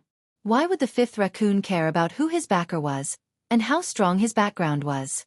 The 5th raccoon lifted the dragon tendon with one hand to resist the sword Qi, and calmly reminded, "It's my turn." Su Fengnian's sword force was already close to a circle, and it was deeply imparted by Li Chuangong's sword technique. It could not be said to have any flaws. However, when the 5th raccoon gently flicked his blade, Su Fengnian's sword Qi rolled away the dragon wall. An imperceptible crack appeared on the dragon wall, and it almost collapsed in an instant. After all, things like foundations still needed to be accumulated over time. Naturally, an old ginger was much more pungent than a young ginger. Su Fengnian did not have any fear. The 5th raccoon's defense was watertight, and he did not expect the sword Qi to be able to mess up his position. A gap between attack and defense was often a turning point. However, against such an old fox, Su Fengnian could not be smart and take the initiative to show a flaw. He waited for the moment when the 5th raccoon changed from defense to offense. The dragon tendon tore the dragon wall, and Su Fengnian returned the favor. He who had not exhaled a breath gritted his teeth and took another breath. He used all his strength to pull the fuyao, and the sword Qi was as thick as a dragon drawing water. The 5th raccoon frowned, and finally, for the first time, his blade technique went from simple to complex. The fuyao tornado was split into pieces by the dragon tendon blade. He took a step forward, stretched out his left arm, and slapped Su Fengnian's forehead. Su Fengnian's body flew out like a kite with a broken string, but he still took advantage of the situation to step on the 5th raccoon's chest. His luxurious purple clothes were covered with an eyesore of dusty footprints. After the 5th raccoon flicked away a poisonous hidden weapon with his finger, he gently brushed away the dust on his chest. That light kick was only a feint, and the killing move was still a small flying sword that was aimed at his eyeballs. The 5th raccoon said without batting an eyelid, "So not only can you control the long sword in the case, you can also use the short sword in your sleeve. However, since I am known as Beimang's most senior finger xian martial artist, I can be considered to have some understanding of the xian of finger xian. Whether it is the movement of qi, or the more concealed intentions, I can predict 70 to 80% of them. If you don't believe me, and if there are still some hidden flying swords, there is no harm in flying them out one by one. I will close my eyes and not use my blade. How about it?" After Su Fengnian landed on the ground, he bent his knees and slid backwards. He slid from the side of the stream into the middle of the stream before stopping. After he stood up in the water, there was a bit of undisguised ridicule in his eyes. The 5th raccoon was well aware of this, and found it more and more interesting. This kid really was not a fledgling. Usually, those noblemen who came from prestigious sects and schools wanted to make a name for themselves in Jianghu after learning some skills. Suddenly, they met an opponent who was much stronger than them. This kind of psychological attack was extremely easy to succeed. Before the battle to the death, their momentum would be weakened by more than half, and after that, they would be at the mercy of their opponent. The 5th raccoon had seen too many of these kinds of newborn calves, and they all died prematurely at the hands of seniors who did not cherish talent. Therefore, the martial arts geniuses that the 5th raccoon cultivated on Mount Bubang were all abnormally cold-blooded. They were either thrown into the front line of the army to be polished, or sent to assassinate strong people who were a bit stronger than them. They were definitely not like the chess and sword music school, who protected their calves and blindly spoiled them under their wings. The fifth raccoon raised his blade and walked slowly. The dragon tendon blade's originally inconspicuous blade aura became more and more restrained. I promise that if you can leave this stream, I will let you live. Once he started thinking about escaping, there really was no need to fight anymore. Su Fengnian spat out a mouthful of turbid air, and directly called out his name. Fifth raccoon, you are a genuine finger-profound realm expert. Time and again, you have to play mind games with a junior like me. Don't you find it annoying? The fifth raccoon shook his head. Comparing skills with others and taking people's lives with one move is something I did a long time ago. It's not easy to catch a fish like you in the net, so I really can't bear to kill you quickly. As he spoke, the fifth raccoon slashed out again. The range of his arm swinging out far exceeded the previous move, and the momentum was also far greater than the initial slash that broke the horse's back. The qi in Su Fengnian's body circulated, and his acupoints were like golden lotuses. He leaped out of the water and welcomed the slash. Su Fengnian integrated the rising hand-shaking Kunlun into his sword move. Just as his figure rose, it fell and sank to the bottom of the water. Then the entire stream, with the fifth raccoon and Su Fengnian as the central axis, exploded towards the upstream and downstream sides of the stream. The final sound was already transmitted from a few miles away. That central axis had already split open the bank of the stream, leading to the depths of the forest. This slash did not seem like a slow-killing technique. A few days ago, there was a rainstorm in the Ro-Ran mountain range, causing the stream to be deeper than a person's. After Su Fengnian was forced to the bottom of the water by the slash, he disappeared without a trace. The fifth raccoon stepped lightly on the surface of the water, and occasionally slashed down with his slash. The stream, which was originally as calm as a young lady washing clothes, shook violently, soaking the shore. There were even ravines that spread to the shore, and it was a shocking sight. The fifth raccoon was extremely patient, slowly slashing the stream, waiting for the moment when the kid was desperate and wanted to leave the stream. He was also waiting for the next surprise. He believed that this young swordsman still had some trump cards that could save his life. But the fifth raccoon was surprised to find that he seemed to be losing his patience. The matured De Ji Xian realm had all kinds of mysteries. There was the ability to draw water with a bamboo basket, and also the mirror flower water moon technique. The fifth raccoon frowned. He slashed water 19 again. The stream water was extremely turbid. The fifth raccoon did not plan to waste any more time. Although Su Fengnian, who was escaping in a sorry state like a swimming fish, looked like his life was hanging by a thread, his heart was as calm as still water. Borrowing intent to nurture intent. Closing the sheath to nurture intent was originally Li Chuangong's original creation that made thousands of swordsmen of the younger generation praise. Su Fengnian had to find another way. After practicing the sword, he used the sword intent to nurture the saber intent. Now there was an even more accurate saying, which was to use its intent to nurture one's own intent. Old man, you slash the stream water, I nurture intent. Chapter 639. August has arrived. This is the first time I'm formally asking for monthly votes in Zongheng. The second volume, Going to Beimang Alone, will definitely come to a successful conclusion this month. In front of her, no one dared to claim to be from a family of spear arts. Wang Xiu's status in the world of spears was like Li Chuangong's status in the way of the sword. The dozen or so Ruran cavalrymen were confident in their superior horsemanship and the outstanding strength of their war horses. They raised their spears at the same time, but the distance between the two sides was extremely close. No matter how excellent the bloodlines and training of the war horses were, they could not charge forward explosively while carrying a heavy armored cavalryman. The two war horses trotted forward at the same time, taking the lead to charge towards the beautiful woman in green. These dozen or so cavalrymen were competitive cavalrymen who had followed their mountain chieftain for many years on the battlefield. They were extremely proficient in dealing with armored soldiers and people of the Jianghu. Two pitch-black metal spears came down from above. One thrust and the other swept. The left thrust towards Bluebird's forehead, while the right swept towards Bluebird's shoulder. Bluebird was once an assassin who would do anything to achieve her goals. After practicing the spear, her method of killing changed completely. It was in line with Wang Xiu's ferocious and demonic spear arts. Especially when Wang Xiu's instant spear was used by a woman like Bluebird, it was even more pleasing to the eye. The instant spear was thrust out. It was clearly a simple and straight thrust, but the spear's body actually bent in a strange arc. The scarlet spear's outer arc collided with the spear that was aimed at the cavalry's forehead. After the collision, the instant spear used the force of the impact to curve again. The tip of the spear instantly changed direction, causing the sweeping spear to be deflected. Then the instant spear stabbed straight, piercing through the warhorse's head and piercing the chest of the armored soldier on the horse's back. The spear's body bent in an arc, and the spearhead's momentum collapsed, causing the cavalryman's breastplate to explode. He was sent flying into the air, dead before he even landed on the ground. Wang Xiu's collapse word formula hurt people's flesh and blood, as well as their meridians and qi. The chief assassin of Spider Web, One Willow, could let the sword's qi take root. This kind of insidious swordsmanship was actually comprehended from Wang Xiu's spear arts. Wang Xiu traveled the world with his spear arts. He never gave in when he met enemies, and he was even more ruthless. In the past 20 years in Beimang, there were countless martial artists who studied Wang Xiu's spear arts. Wang Xiu was like a flood dragon in the Yellow River.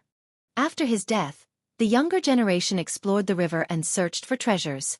Blue Bird had seen Wang Xiu, a martial arts fanatic, practice the spear since she was young.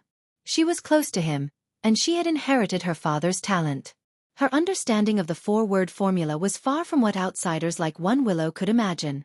At that time in Bailiang's martial arts world, the Wang family could always see a little girl in the inner courtyard. Regardless of whether it was cold or hot, she would practice the spear step by step and elbow by elbow. Her hands were full of calluses, and she would constantly pull out a wooden pole. The green bird trembled in the midst of the collision and wrapped itself around an iron spear.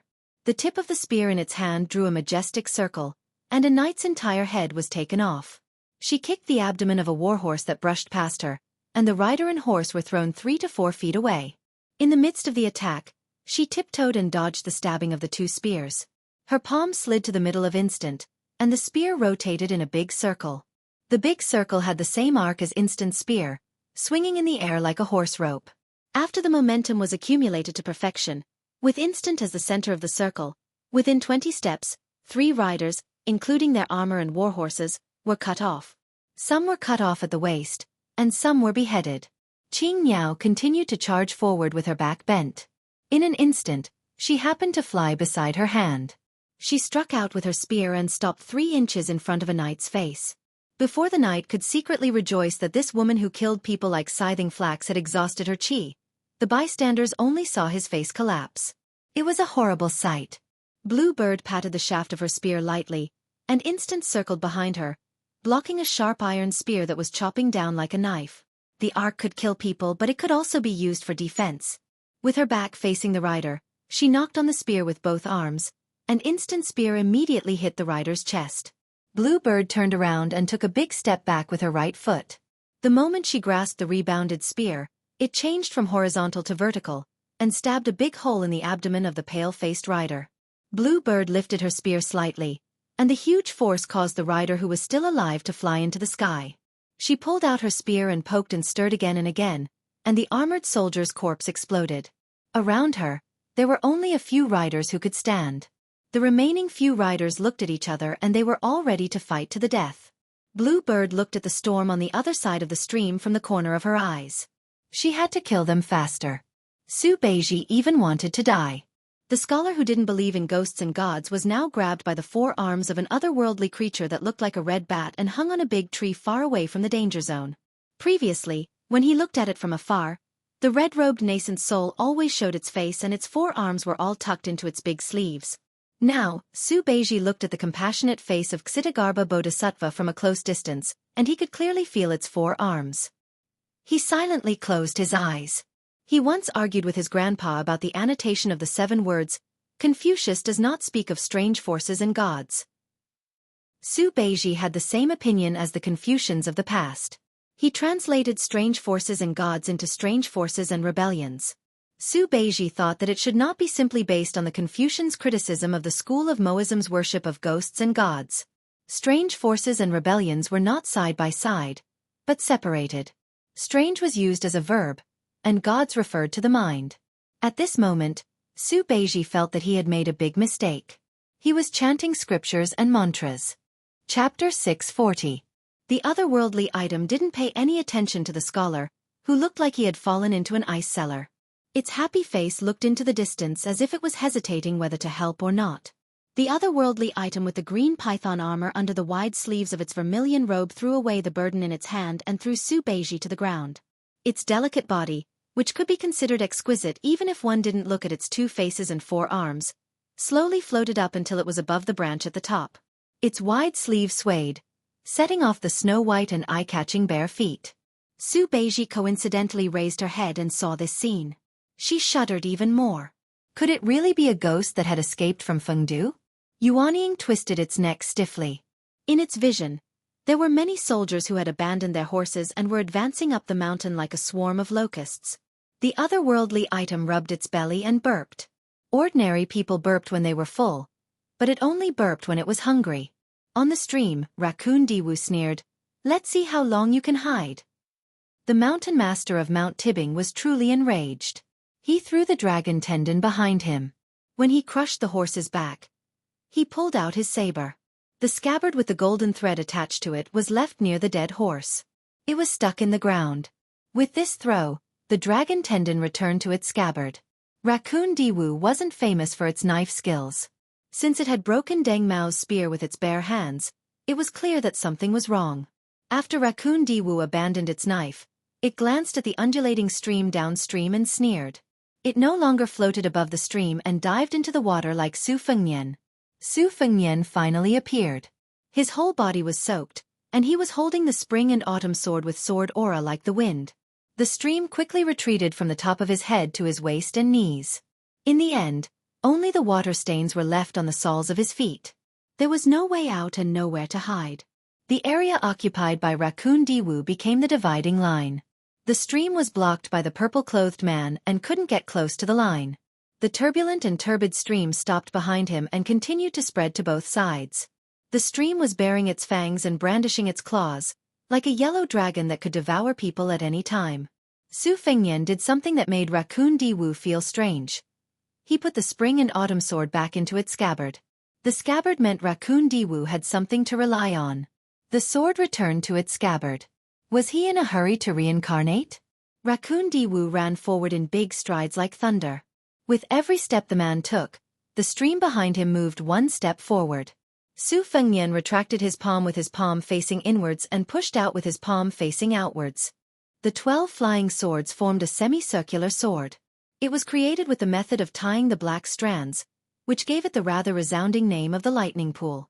Raccoon Diwu, on the other hand, defeated 10 people with 1 strength without any fancy moves. When they were 5 steps apart, it twisted its body sideways and punched fiercely. Su Fengnian used his palm to block the fist that could destroy cities and shake mountains. His feet sunk into the mud until it reached his knees. He used the pagoda holding style and stacked it on the back of his palm. Unexpectedly, he did not evade the punch. Raccoon Diwu's anger overflowed. It pressed down again and again. The mud under Su Fengnian's knees splashed out faster than an arrow.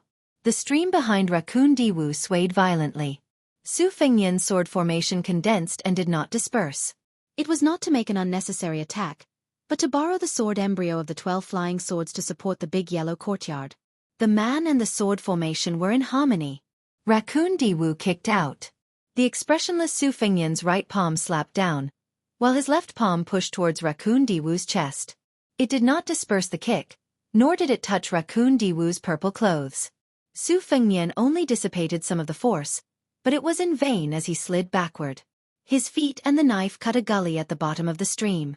Without waiting for Su Fengnian to stand still and take a breath, Raccoon Diwu's leg swept towards his neck.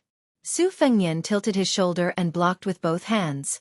Just by looking at the extent of the semicircular sword formations trembling, one could tell that this kick was powerful. Su Fengnian's entire body sank into the muddy river wall that was as tall as a person. Raccoon Diwu stepped on Su Fengnian's chest and pushed his back a few feet into the muddy wall. He leisurely shook his head and teased. "Fortunately, you have 12 flying swords that are not inferior to the Wu family sword tomb. If you don't take people's heads, can they still be considered flying swords?" Raccoon Diwu's hands reached into the air and grabbed. Then, his 5 fingers formed a hook. A brand new sword formation that was formed by a thunderpool was torn apart by the enormous force. Su Fengnian did not give him the opportunity to destroy the thunderpool. He knocked Raccoon Diwu with his shoulder. Raccoon Diwu pulled on the sword formation with one hand and waved his other arm horizontally.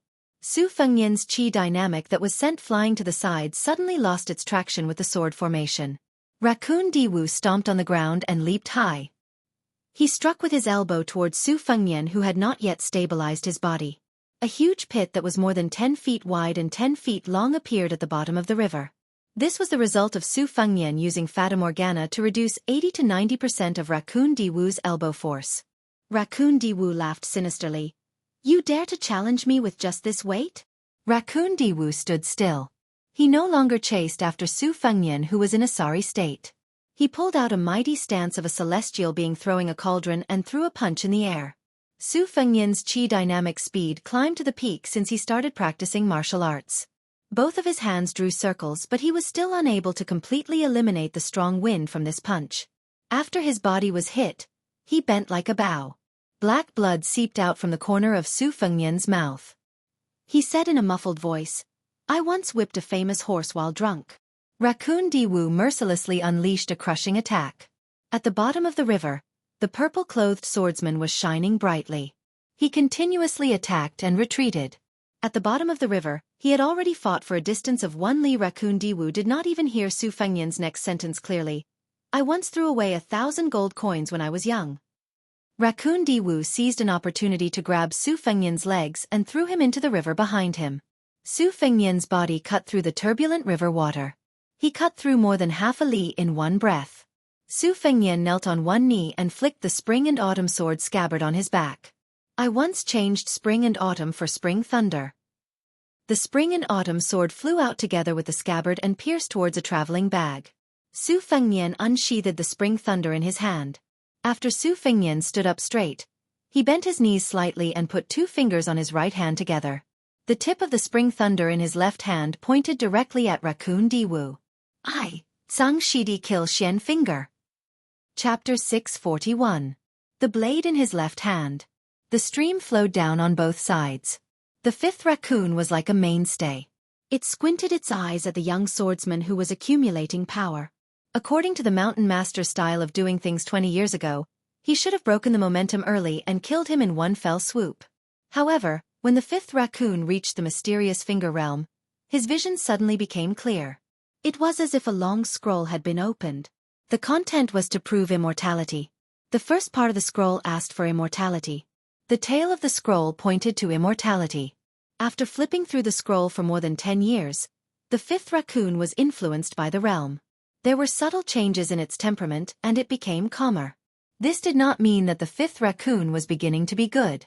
Instead, it meant that after reaching the mysterious finger realm, there were traces to follow and laws to rely on. Although the fifth raccoon did not know that Su Fengnian was using its dragon tendon stream slash to cultivate the divine will, the fifth raccoon was also waiting for Su Fengnian to help his mysterious finger longevity scroll to check and fill in the gaps. In the eyes of the fifth raccoon, it was a wonderful process of dismembering the divine will and turning it into a move. It was precisely because the one-sleeve green dragon was born from Li Chuangong's two-sleeve green snake was too mysterious that the fifth raccoon was especially patient. Every time it increased its chi, the fifth raccoon would be able to understand it more thoroughly. After that, he would benefit greatly. The fifth raccoon did not kill Blue Bird because he wanted the essence of the arc spear. The reason why he kept Su Fengnian alive was because he did not think that an unknown junior would be a threat to him. He slowly lured him and let him use a few trump cards for him to comprehend. Why would the fifth raccoon not do so? The fifth raccoon had comprehended the fishing the moon in a bamboo basket technique that only a few Zhenren in the Finger Xian realm could achieve. Simply put, it was a kind of ability to copy a gourd and draw a ladle. To fish the moon in the water, when the bamboo basket was lifted, the water would ripple and the full moon would shatter. However, the fifth raccoon could piece together a small piece of the moon in his psyche. In the 100 years of Zhonghu, there were only a handful of people with this kind of talent who could remember everything at a glance. It was not an exaggeration to say that it happened once in 100 years. Wang Xianji from the Martial Emperor City was one of them. So far, no one had heard of a second person. This was also the reason why Wang Xianji had a hobby of watching masters fight before he became famous. When a layman watched a fight between level 1 masters, besides the excitement, what could he see even if he opened his eyes wide?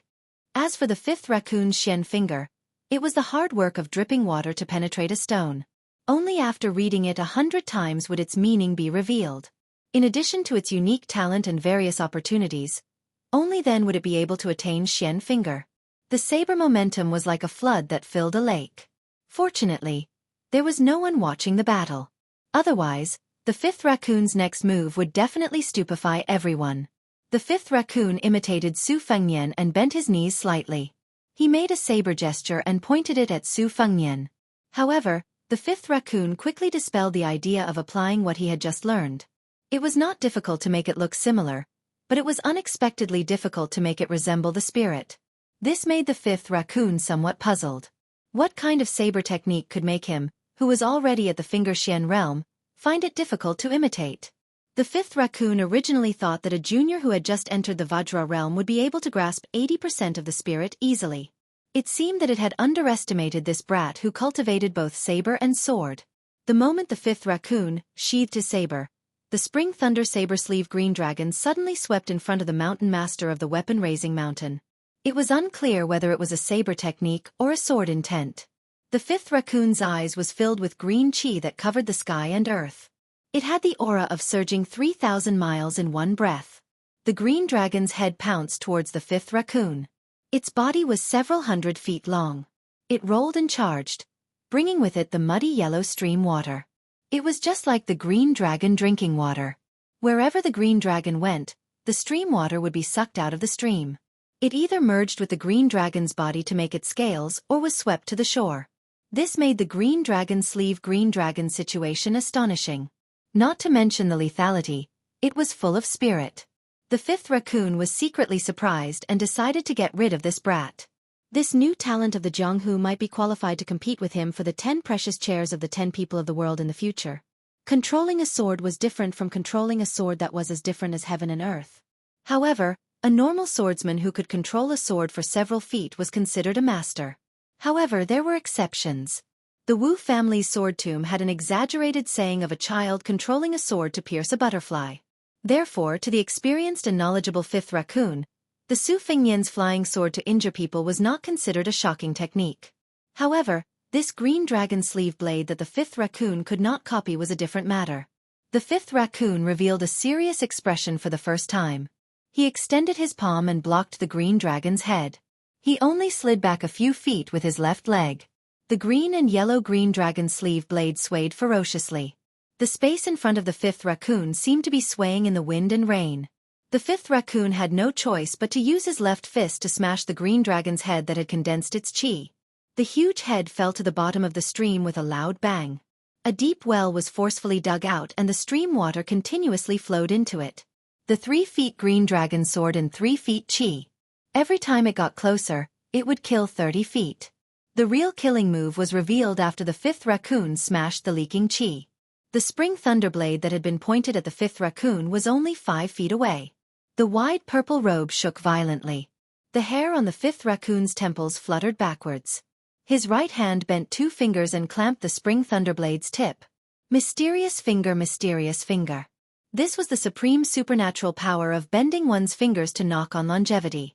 The spring thunderblade in his left hand advanced. Chapter 642.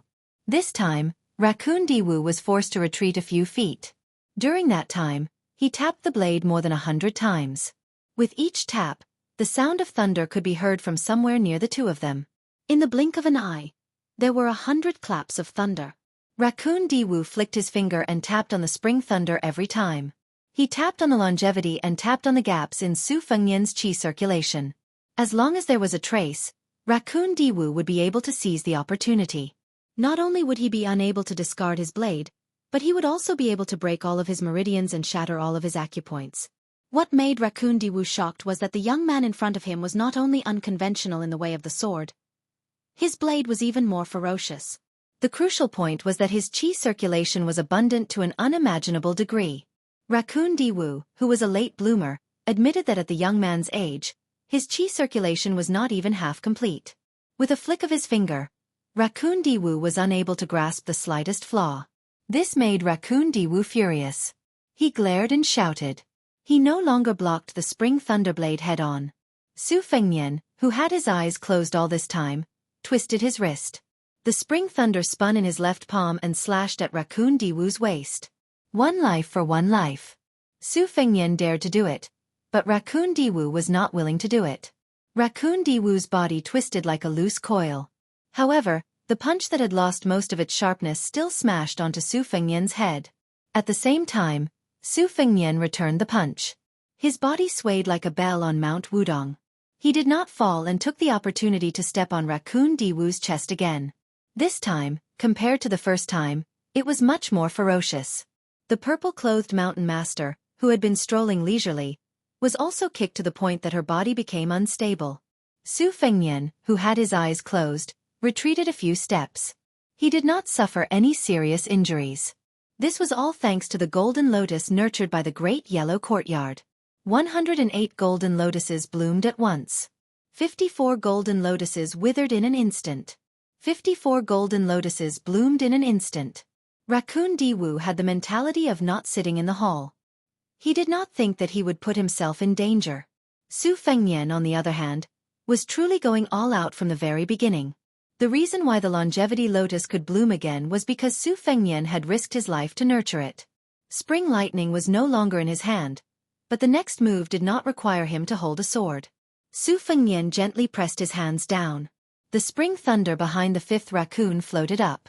The earth emitted killing intent, winding for 6,000 li. Neither the man nor the spring thunder saber moved, but Raccoon Diwoo continued to throw out punches. The scene was absurd. There were some people and some things that were not mentioned, but that did not mean that they had been forgotten. Oftentimes, only things that could be easily spoken of would fade away. Su Fengnian was not the kind of rich and powerful son who was shrewd from the start. He was also not the kind of son of a feudal lord who understood the hardships of others from the start. There was the cultured and refined Chen Jibao, the flattering Chu Lushan, the serious Yuan Zuozong, and so on. Other than these people who surrounded Su Shao in Bailiang Palace, there were many unfathomable faces that made Su Fengnian hide behind Su Shao. Only the two old men who made the cold-hearted Su Fengnian feel grateful from the bottom of his heart had passed away. Old Huang, who lacked front teeth and loved drinking rice wine, did not have the chance to know how Li Chungang was when he was young. Before leaving the city, Old Huang seemed to have already known that he would not be able to return to the martial emperor city. At that time he talked a lot, including one sentence. "Young master, I, Old Huang, am not as good as other great swordsmen. I only know 9 sword moves. 6 of them were comprehended before I died. In fact, I'm not afraid of death, but I'm afraid that I won't be able to drink rice wine. Otherwise, I'm thinking that I haven't married in this life, so it's a waste for me to come to this world. At that time, I was always afraid that there would be no one to toast at my grave. This time, it's different. Why do I feel that the sword competition is worth it?" At that time, Su Fengnian mentioned it, saying how unlucky it was. Old Huang grinned, missing his front teeth. Su Fengnian was more afraid of death than anyone else. If he died, would he still need the old Su Shao to visit his grave? Li Chungang broke 1,000 armor with one sword move at Guangling River. After that, he escorted Su Fengnian back to Bailiang. On the way, Su Fengnian asked the old man who he had fought the most dangerous battle of his life. At that time, the one-armed old man was sitting in the carriage and scratching his feet. He thought for a while and pointed to his arm. However, he did not say the name of that person. He just smiled and digressed. "Young Master Su, remember this old man's words. When you are about to die, don't think about life and death." These 2 old men who had climbed to the top of Jianghu had gradually been forgotten. It was like every spring festival, when the old talismans were replaced by new peaches on the doors of every household. Su Fengnian slowly opened his eyes. Between the Yin realm and the Yang realm, there was a leisurely exchange of qi. He once saw with his own eyes a celestial being leaving his body in a dream at night on the peak of a mountain. He also once stood between a dragon and a python. He once said that he wanted to slay a dragon and a celestial being. Li Chungang said that when he first picked up a sword, he knew that he would become the world's top swordsman. Su Fengnian used 6 years of his life in exchange for a blade. The great python swallowed the sky. The world was silent, and the stream flowed slowly. The 5th raccoon slowly lowered its head. The tip of a blade was an inch out of its chest. Su Fengnian, with black blood flowing out of his 7 orifices, pulled out the spring thunder saber. He turned the tip of the saber and held the fifth raccoon's neck with one hand. One blade. Another blade. Another blade. Again and again, he repeatedly stabbed the fifth raccoon's body. Chapter 643.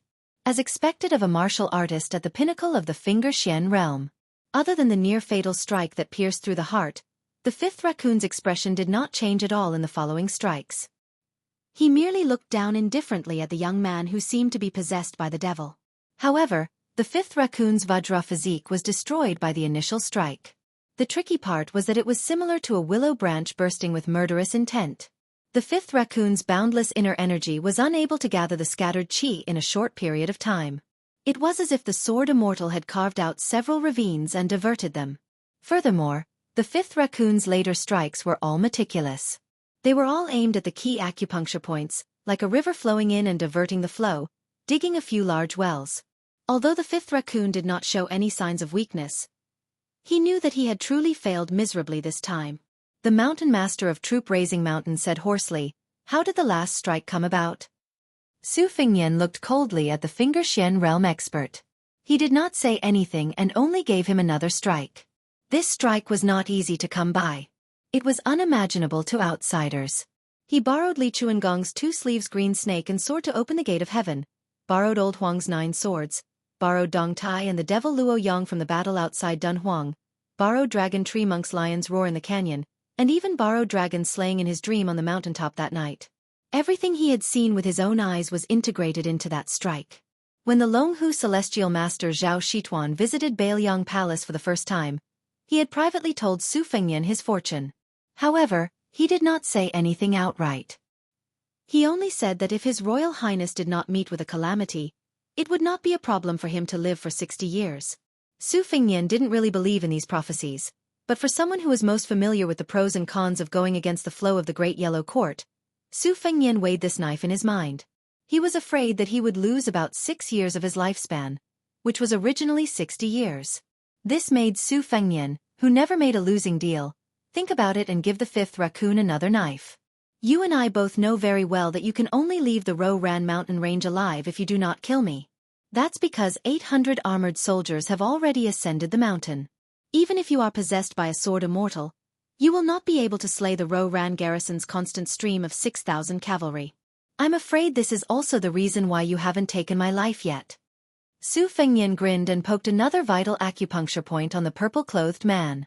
The fifth raccoon, who was being held by the neck, was really powerful. Even in such a situation, he still looked like an expert who was sure to win.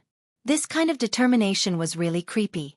Blood dripped from the corner of the fifth raccoon's mouth. With a calm expression he said, "I can promise you that I will not take revenge today. Once you leave the Ro Ran mountain range, I will send people to hunt you down." The fifth raccoon did not say any of those lofty words about letting bygones be bygones, nor did he boast about keeping his promises. However, it was precisely because of these straightforward words that, in a situation where they were mortal enemies, that it was somewhat convincing. Su Fengnian raised his head and asked, "You don't believe that I'll stab you in the heart again?" The fifth raccoon remained silent as a mocking smile appeared on the corner of his mouth. Su Fengnian stopped but did not retract his blade. He said self-deprecatingly, "There's no such thing as an opportunist in this world. I know that you also have the means to avoid death or to trade a life for a life, but you're the mountain master of the army banishing mountain. You have a high position and authority, not to mention the possibility of touching the threshold of Earth Immortal.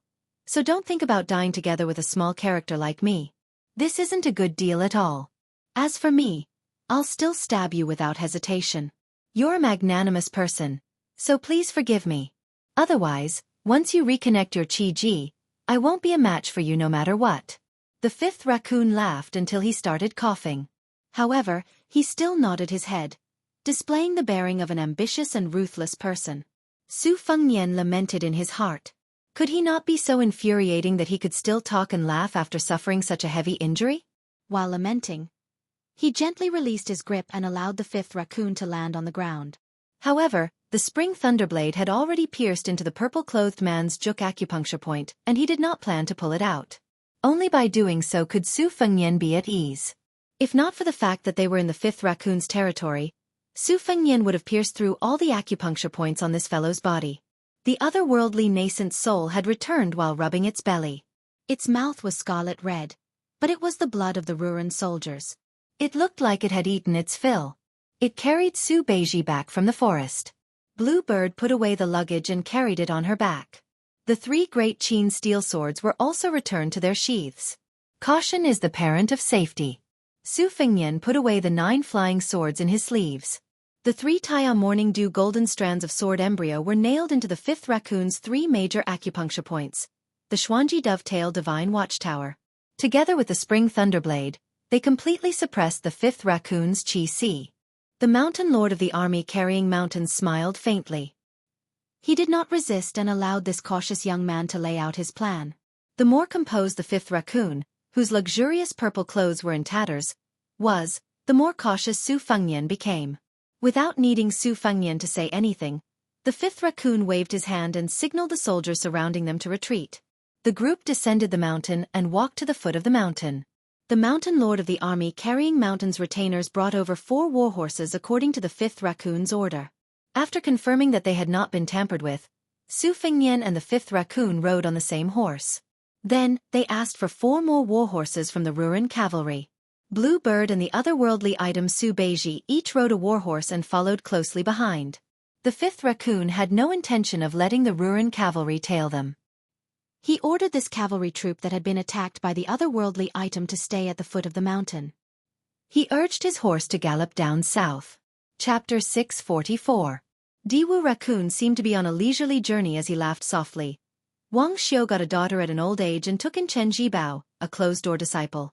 To be able to get Wang Xiu's daughter to work for you and your endless tricks, even learning Li Chuangong's 2-sleeved green snake so skillfully, I can more or less guess your identity. In Bailiang, it's really hard to find a second person like you. You really are Ren Tu's son, Su Fengnian. Perhaps to express his sincerity, Diwu Raccoon didn't even reach out to wipe the blood off. Liang Mang and Li Yang have been spreading rumors about how you're a rotten person on the inside. It must have been hard to hide all these years, right? To be honest, although you and I are already irreconcilable, if I could have met you earlier, I would have rather married Kate to you. The battle at the bottom of the stream opened my eyes. To me, the loss was a grievance, but it wasn't really a grievance.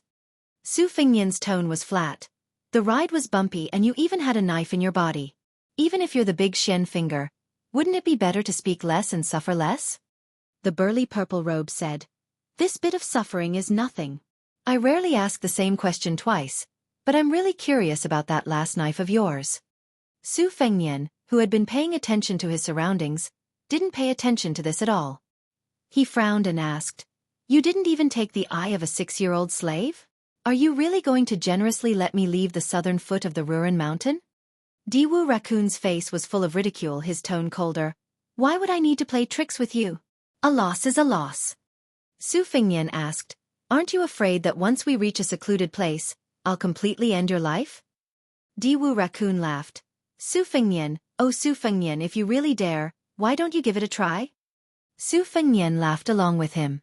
Forget it. It's said that those who don't know the mysteries don't know the mysteries. A top-notch expert like you has all kinds of strange methods.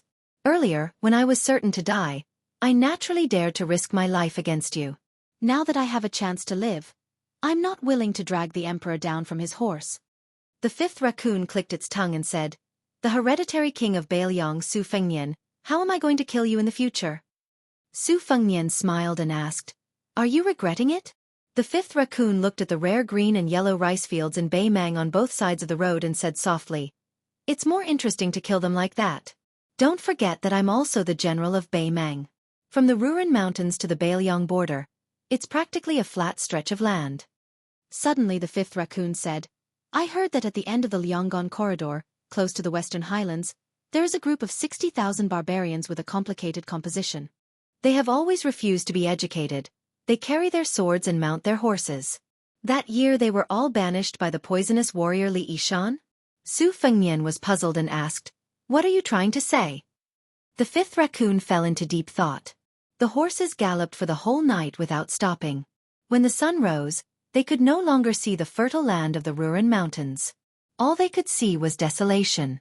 Su Fengnian finally stopped his horse and looked back. The 5th raccoon, who had been resting with his eyes closed, also opened his eyes. Su Fengnian held his spring thunder and dismounted with the fifth raccoon. He asked, "Shall we part here?" The fifth raccoon said indifferently, "Okay, we part here. Let me ask you a question. It's up to you to answer or not. I'll tell you everything I know. After I pull out my dagger, if I go back on my word and come back to kill you, what are the odds of both of us winning? With your skills, Wang Xiu's daughter's arc spear, and the otherworldly item in the red robe, you have a high chance of killing a heavily injured Xianji who doesn't have a cavalry to protect him.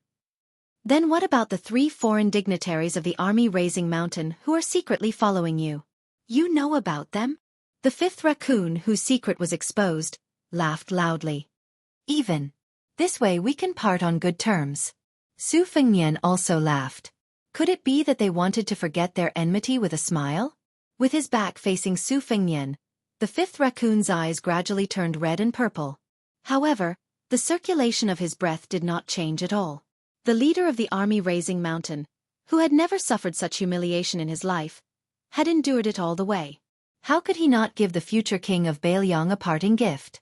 He wanted to step into the Xianji realm with one foot and enter the celestial phenomenon realm with the other. Compared to the head of the future king of Bailiang, the legacy of the fake realm was not that unacceptable. The 3 foreign dignitaries who were following him were nothing more than a smokescreen to make everyone look happy on the surface. The fifth raccoon was waiting for the moment when Su Fengnian pulled out his dagger to take a breath. As expected, Su Fengnian slowly pulled out his spring thunder.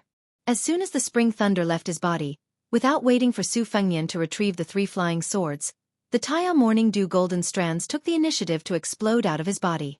The fifth raccoon's hair was disheveled. He stretched out his arms and laughed loudly. He had a kind of invincible conceit. Even if he was at the fake realm of celestial phenomenon, it was more than enough to deal with the 3 of them. Su Fengnian said softly, "Longevity Lotus, bloom." In the blink of an eye, the fifth raccoon's purple eyes turned golden. Thunder suddenly roared between heaven and earth. Dark clouds covered the sky. The fifth raccoon's chi was turbulent. He was completely out of control. He could only slowly and stiffly turn his head with difficulty. "Give me another incense stick's time." The leader of the army raising mountain could temporarily transcend mortality and become a fake realm of earth immortal. Su Fengnian smiled sinisterly as he walked forward. The spring thunder blade slashed at the fifth raccoon's neck. He slowly cut off the head. The red-robed otherworldly item had already floated behind the fifth raccoon. It bit the neck of the headless man in purple, and frantically absorbed his cultivation. Su Fengnian cut off the head. It was a relief. What's the big deal about the fake realm of celestial phenomenon? I'll shrink my big yellow lotus into a longevity seed and implant it in one of your acupuncture points. I'll decide when the flower will bloom. Isn't this directly sending you to the fake realm of Earth Immortal? Isn't this a great gift? On the Ro-Ran mountain, if you were willing to let your profound finger drop to the Vajra realm instead of forcefully entering heavenly phenomenon, choosing the former between a false realm that has both advantages and disadvantages and a drop-in realm that has no benefits, I'm afraid I would have died on the mountain.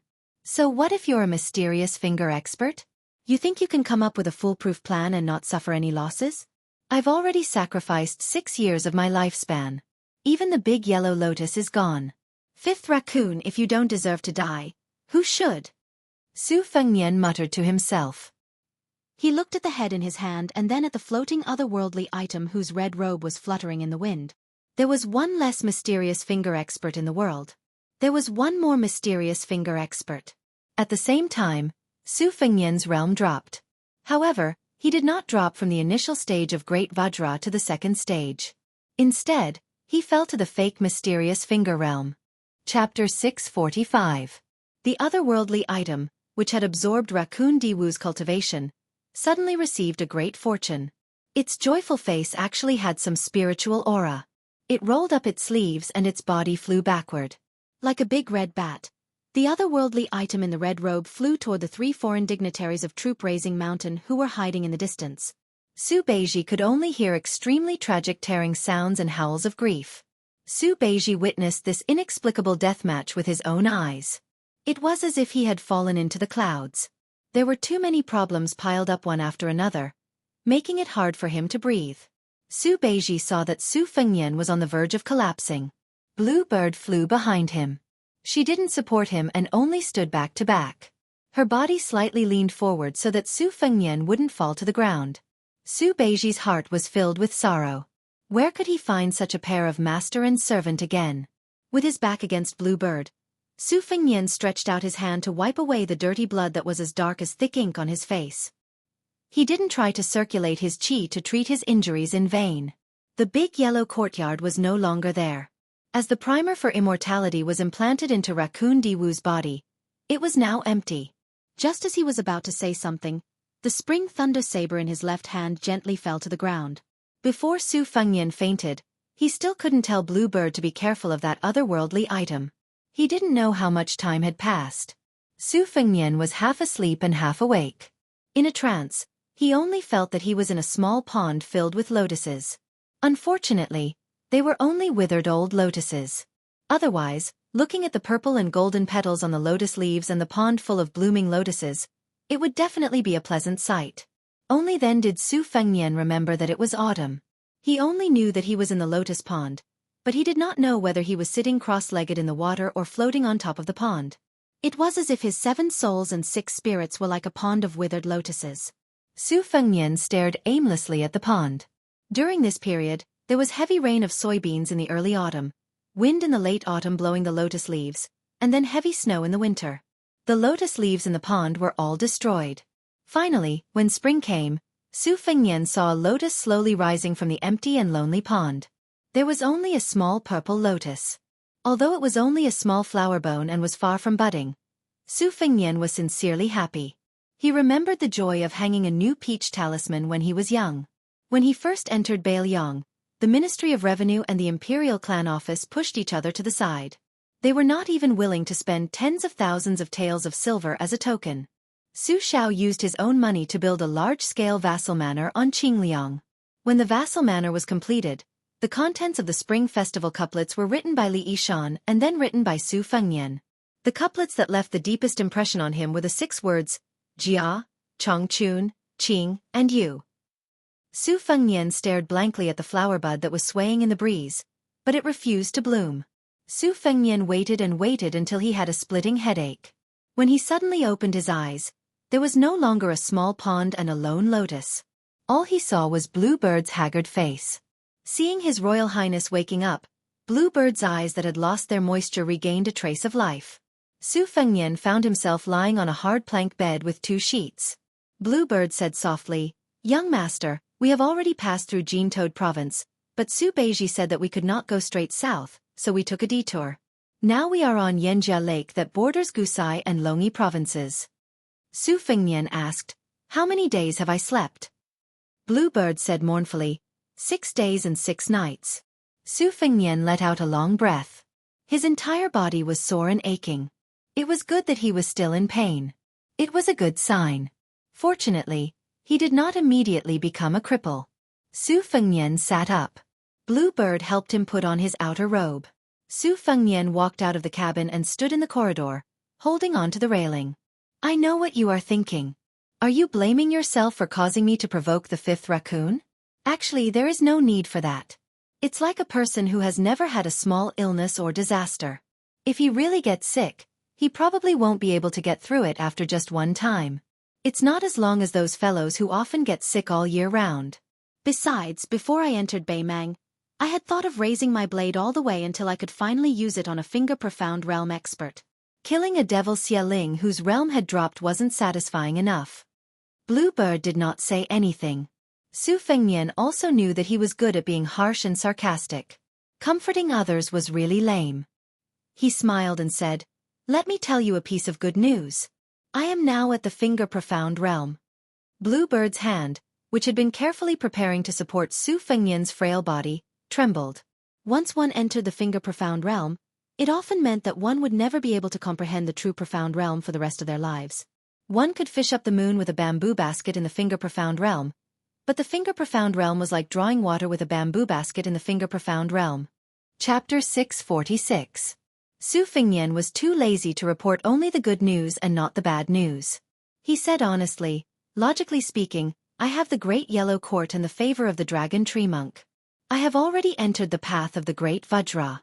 Losing the Great Yellow Court is the same as losing the Great Vajra. It is more accurate to say that rising in level is falling in level. The disadvantage of false level is that it is extremely difficult to go from false level to true level. But we have to be content with what we have. What's wrong with a fake realm? In any case, it's still a fake realm of the profound realm. Even that awe-inspiring Prime Minister Zhao Danping in the capital hasn't reached this realm yet. If the Great Yellow Court is gone, I think it might be possible to rise again. Rank 1 has 4 levels. Buddhism's Vajra invincibility, Taoism's longevity, Confucianism's resonance of heaven and earth, and then there is the land immortal. For normal martial artists, the 4 levels are ascending in order. There are few freaks who can jump out of the level. The people of the 3 religions are much less restrained and do not like to call themselves demigods. Whether it is a rise in level or a fall in level, I have found a path. Even if it is a wrong path, I want to walk it to the end and see what the end is like. Taking 10,000 steps back, Su Xiao is just a second-grade martial artist who can't be put on the stage.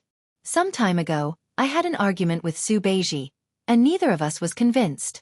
In fact, in my heart I also think that what he said is right. One has to rely on strategy to be the Prince of Northern Liang. Since he does not have the ability to go to the 2 palaces and take the heads, there is not much meaning. Su Beiji was standing not far away. He smiled bitterly and said, "To be honest, I think you are right. There is no harm in having more skills." Su Fengnian asked, "Are we going this way?" Su Beiji said in a low voice, "Yanjia Lake Navy. The general is my grandfather's trusted disciple. I was going to Beiliang alone and had to pass through here." Su Fengnian smiled and said, "Yanjia Lake Navy. This is the Beimang Empress plan for the south in the future. In the confrontation between the north and south, it has always been about guarding the river, guarding the Huai, and guarding the Jiang River. 2 of them have to do with the navy. Indeed, we should prepare for a rainy day." Su Beiji's eyes lit up when he heard about the 3rd guard.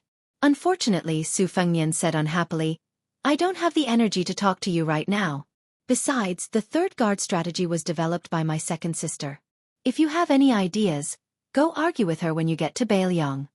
Su Beiji smiled and said, "I have long heard that the heir Junju of the Su family has a belly full of military strategy. Her poetry and literature are even more heroic, without any feminine air.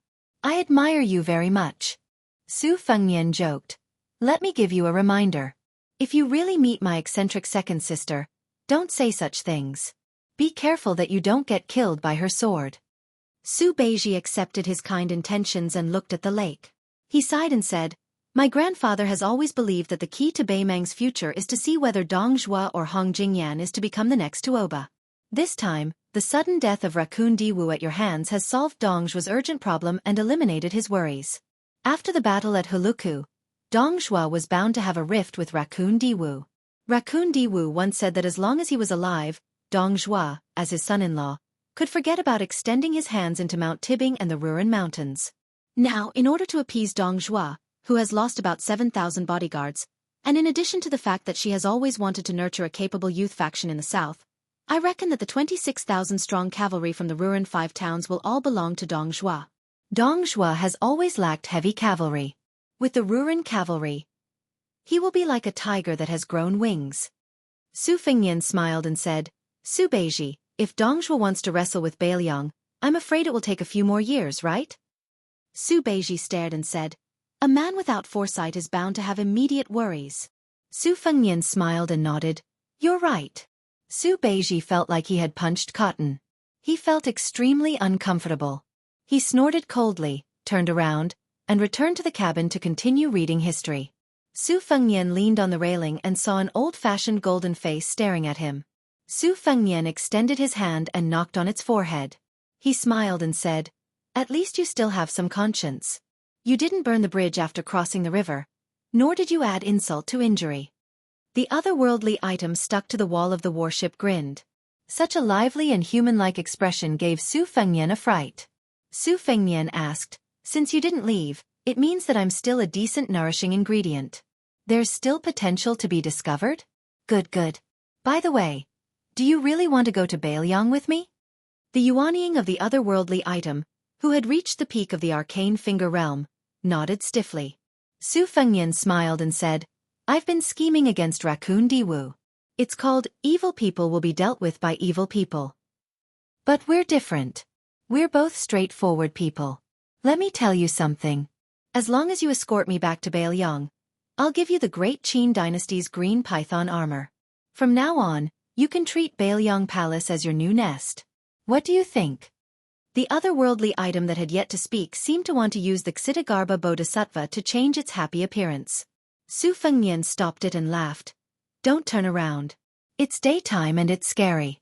It's fine as long as I know the answer. The four-armed otherworldly item leisurely slid down the hull of the warship. Its vermilion robe disappeared in the lake. Su Fengnian turned around and leaned on the railing. He saw Bluebird's gloomy face. Obviously, she was jealous of the otherworldly item. Su Fengnian almost wanted to laugh out loud. However, he knew that she was shy, so he didn't expose her. He held back his laughter and asked, "Have you collected Raccoon Diwu's head?" Bluebird nodded. Su Fengnian stretched his body. This trip to Bai Mang was a bit miserable. We were chased from time to time, but we also gained a lot. This warship, which was as large as the Spring God Lake's Yellow Dragon warship, slowly sailed to the southern end of Yanjia Lake. 3 days later at night, a young man with a head full of white hair stood at the bow of the warship. Su Beiji sighed in the distance. Bluebird was sitting in the cabin. There was a Xana spear lying on the table. The young master had just turned 20, but his hair was already as white as snow. Although Su Fengnian hadn't looked at himself in the bronze mirror, he knew that he had changed. However, for the past 3 days, his expression was normal and his heart was as calm as still water. His black hair had turned white. This should be the aftereffects of losing the Great Yellow Courtyard and killing the fake celestial fifth raccoon. It looked a bit strange, but compared to losing 6 years of his lifespan, it didn't hurt at all. He had even joked with Bluebird that he could always get it back. If he couldn't get it back, he wouldn't have to worry about becoming the king of Baelyong in the future. His hair was already as white as her ancestors, so how could he not be reliable?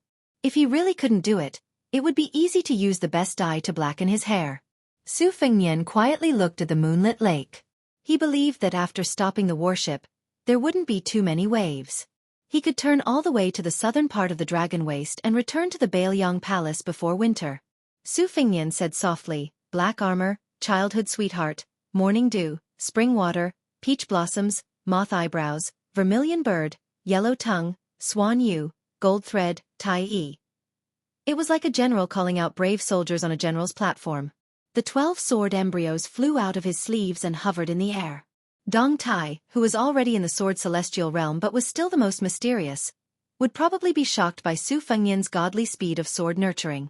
Chapter 647. From the beginning to the end, Su Fengnian did not see the Yanjia Lake Navy commander. After getting off the boat, he sat in a carriage from Jianling Army Town in Longyao Province. Su Fengnian lifted the curtain and saw a strong lieutenant of unknown identity appear at the bow of the boat. Su Beiji, who was in the same carriage as him, looked away along the curtain and said softly, "There is a Yanjia Lake cavalry escort us to Luantong City in the north of Maolong. We will take the road openly." Su Fengnian leaned against the wall of the carriage. On his lap was the spring thunder dagger that could only be unsheathed. Bluebird with Cha Na on her back had already put on her armor and blended into the cavalry. Su Beiji said slowly, "Maolong has become a new frontier in the confrontation between the north and the south of Liangmang. After Dong Zhuo withdrew from the mouth of the gourd, no one was willing to throw their lives away. Only Huang Songpu asked Empress Murong to send an urgent report 800 miles away to lead the troops as reinforcements. Lu Gui and Yang Yuanzhan, the 2 great generals, were still observing. Huang Songpu's power was no longer the same as before. Nominally, he was the king of the southern courtyard in charge of 400,000 troops in the southern dynasty. Lu Gui and Yang Yuanzhan did not need to raise their heads, and even Dong Zhuo's 60,000 bodyguards were completely unruly. This time, Huang Songpu completely put down his face and used the precious favors he had accumulated over many years to mobilize 90,000 elite cavalry. It was so difficult to be a great general in the southern dynasty. If you did not lead the troops, everyone would be willing to be kind to you and worship you like a bodhisattva. If you really had the military power, they would stab you in the back and hope that you would lose the battle and lose all your capital. This kind of bad habit was brought along by the remnants of the spring and autumn period. In recent years, there has been a saying in the imperial tent that the southerners cannot be generals. If not for Empress Murong's suppression, and Lu Gui and Yang Yuanzhan did not want the northerners to interfere with the southern affairs, they would have sent secret reports. Finally, they did not drag the southern dynasty down. Otherwise, Huang Songpu would not have had the chance to confront the Bailiang cavalry. Su Fengnian saw a scroll in Su Beiji's hand. He took a look and smiled strangely. Su Beiji also smiled and said tirelessly, "A young Taoist from the Taoist mansion of Taoist of Mount Longhu made up the scripture of transformation of Laozi. Is said Taoist from the Taoist mansion of Taoist master of Taoist mansion in Mount Longhu mountain." The intention was a trick, but the writing was quite good. Maybe it was Mr. White Lotus, who was given the title by the emperor of the Zhao family, who wrote it himself. Now that the holy monk of the dragon tree has passed away and the monk in white has not said anything, the two Zen temples are in a mess. The group of Taoist Qing Ci in the palace knows how to help each other better than the monks. Plus, the sick tiger Yang Taisui has not shown up for a long time. I think the Beimang's Buddha annihilation is more brutal than your Liang dynasty. Not to mention other things, the fact that there is only one temple left in each province and county is enough to make the famous temples in the same province and county fight among themselves. Su Fengnian said calmly, "Who asked the Buddhist sect not to have the same surname as the emperor of Mount Longhu? Who asked the scholars to flee for their lives during the Spring and Autumn War? Who asked the Liang dynasty to take control of the overall situation and start to cut the weeds and eliminate the roots? Besides, only in this way can the esoteric Buddhism of the Western region see the hope of infiltrating the Central Plains. Only when Prince Zhao Kai crossed the Sword Garret and entered the plateau with the vase can he retreat unscathed and return with meritorious service. In this way, Bailiang's northern front is suppressed by Bei Mang, and Gu Zhentong's former subordinates are involved in the eastern and southern fronts. Plus, there is the western region, which has been flirting with the imperial court, so we have enemies on all sides. Bailiang has suffered a great loss. Perhaps my master's many foreshadowing will be in vain." Su Beiji did not ask Bailiang about the layout of the retreat. He only smiled and asked, "Is Bailiang a western Pure Land?" Su Fengnian shook his head softly and said, "This weakness is too big. Su Shao can't openly oppose the imperial court. At most, he will turn a blind eye to the monks who fled into the country. This is already the greatest protection. Besides, a mountain cannot accommodate two tigers. No matter how big the temple in Bailiang is, it can't accommodate two monks chanting scriptures. The Buddhist sect of the western region has completely cut ties with Bailiang. This may be the reason why Zhang Julu pretended to be deaf and mute about the matter of eliminating Buddhism. He did not want to bear the evil reputation, but he wanted to take the benefits. As long as he can make Bailiang uncomfortable, he will do whatever he wants. If you don't ask, I can tell you. The western region and Shuzhou were originally the two dens of the cunning rabbit that my family worked hard to create. Now, one of them will be missing." Su Beiji frowned and said, "Whether that illegitimate son Zhao Kai can succeed is still uncertain." Su Fengnian still shook his head. "I dealt with him during my second journey and almost died at his hands. He is very cunning. With him in charge of the western region, he is like a new vassal king. Bailiang will definitely be unhappy." Su Beiji smiled and said playfully, "Bailiang's big yellow sect Jean Lanting. Wasn't it your father who personally promoted him to become an official in the capital? How can he bite back? His death remonstrance may seem trivial, but in my opinion, it is far more ruthless than the old minister's bitter tears. Although he no longer has an official position, he has amazed the people in the imperial court with a single brilliant feat. Everyone in the court praises him, and some people even call him Jin Qing Tian. It seems that Zhang Julu also has the intention to cultivate him. The Yen family became a relative of the imperial family, and the Jin family will be next. They will be able to take root in the capital in a few years. You Bailiang people are just a bunch of ingrates, but you all have good endings." Su Fengnian glanced at Su Beiji and sneered. "Scholars all want to serve the imperial court. Have you heard of a few old Bailiang soldiers turning around and cursing Su Shao?" Su Beiji was speechless. Chapter 648. Su Fengnian bent down and took out a lacquered box from a bag by his feet. It contained a head smeared with lime. Su Beiji silently shifted his butt and hid in a corner, hiding far away. "I heard from the old man in the sheepskin fur coat that the divine gate allowed one to become a land immortal. If it was a fake, it would take a long time to climb the divine gate. Fortunately, Old Li did not lie to me." There are only a handful of profound finger experts in the world. There are even fewer profound finger experts like you who have reached the peak. Those who died in such a humiliating manner like you are definitely even rarer. I don't know if I'll ever have the chance to use a strike like that again. I believe that if I were to do it again, I might not be able to use it even if I reach the true profound finger realm. You're really unlucky. Su Xiao once said that luck is also a form of strength. It's no wonder that your defeated opponent, Deng Mao, became one of the top 10 while you remained stagnant at the profound finger realm for more than a decade. As he listened to Su Fengnian ramble on with a head, Su Beiji could not take it any longer. With a pale face, he covered his nose and pleaded, "Can you close the box?"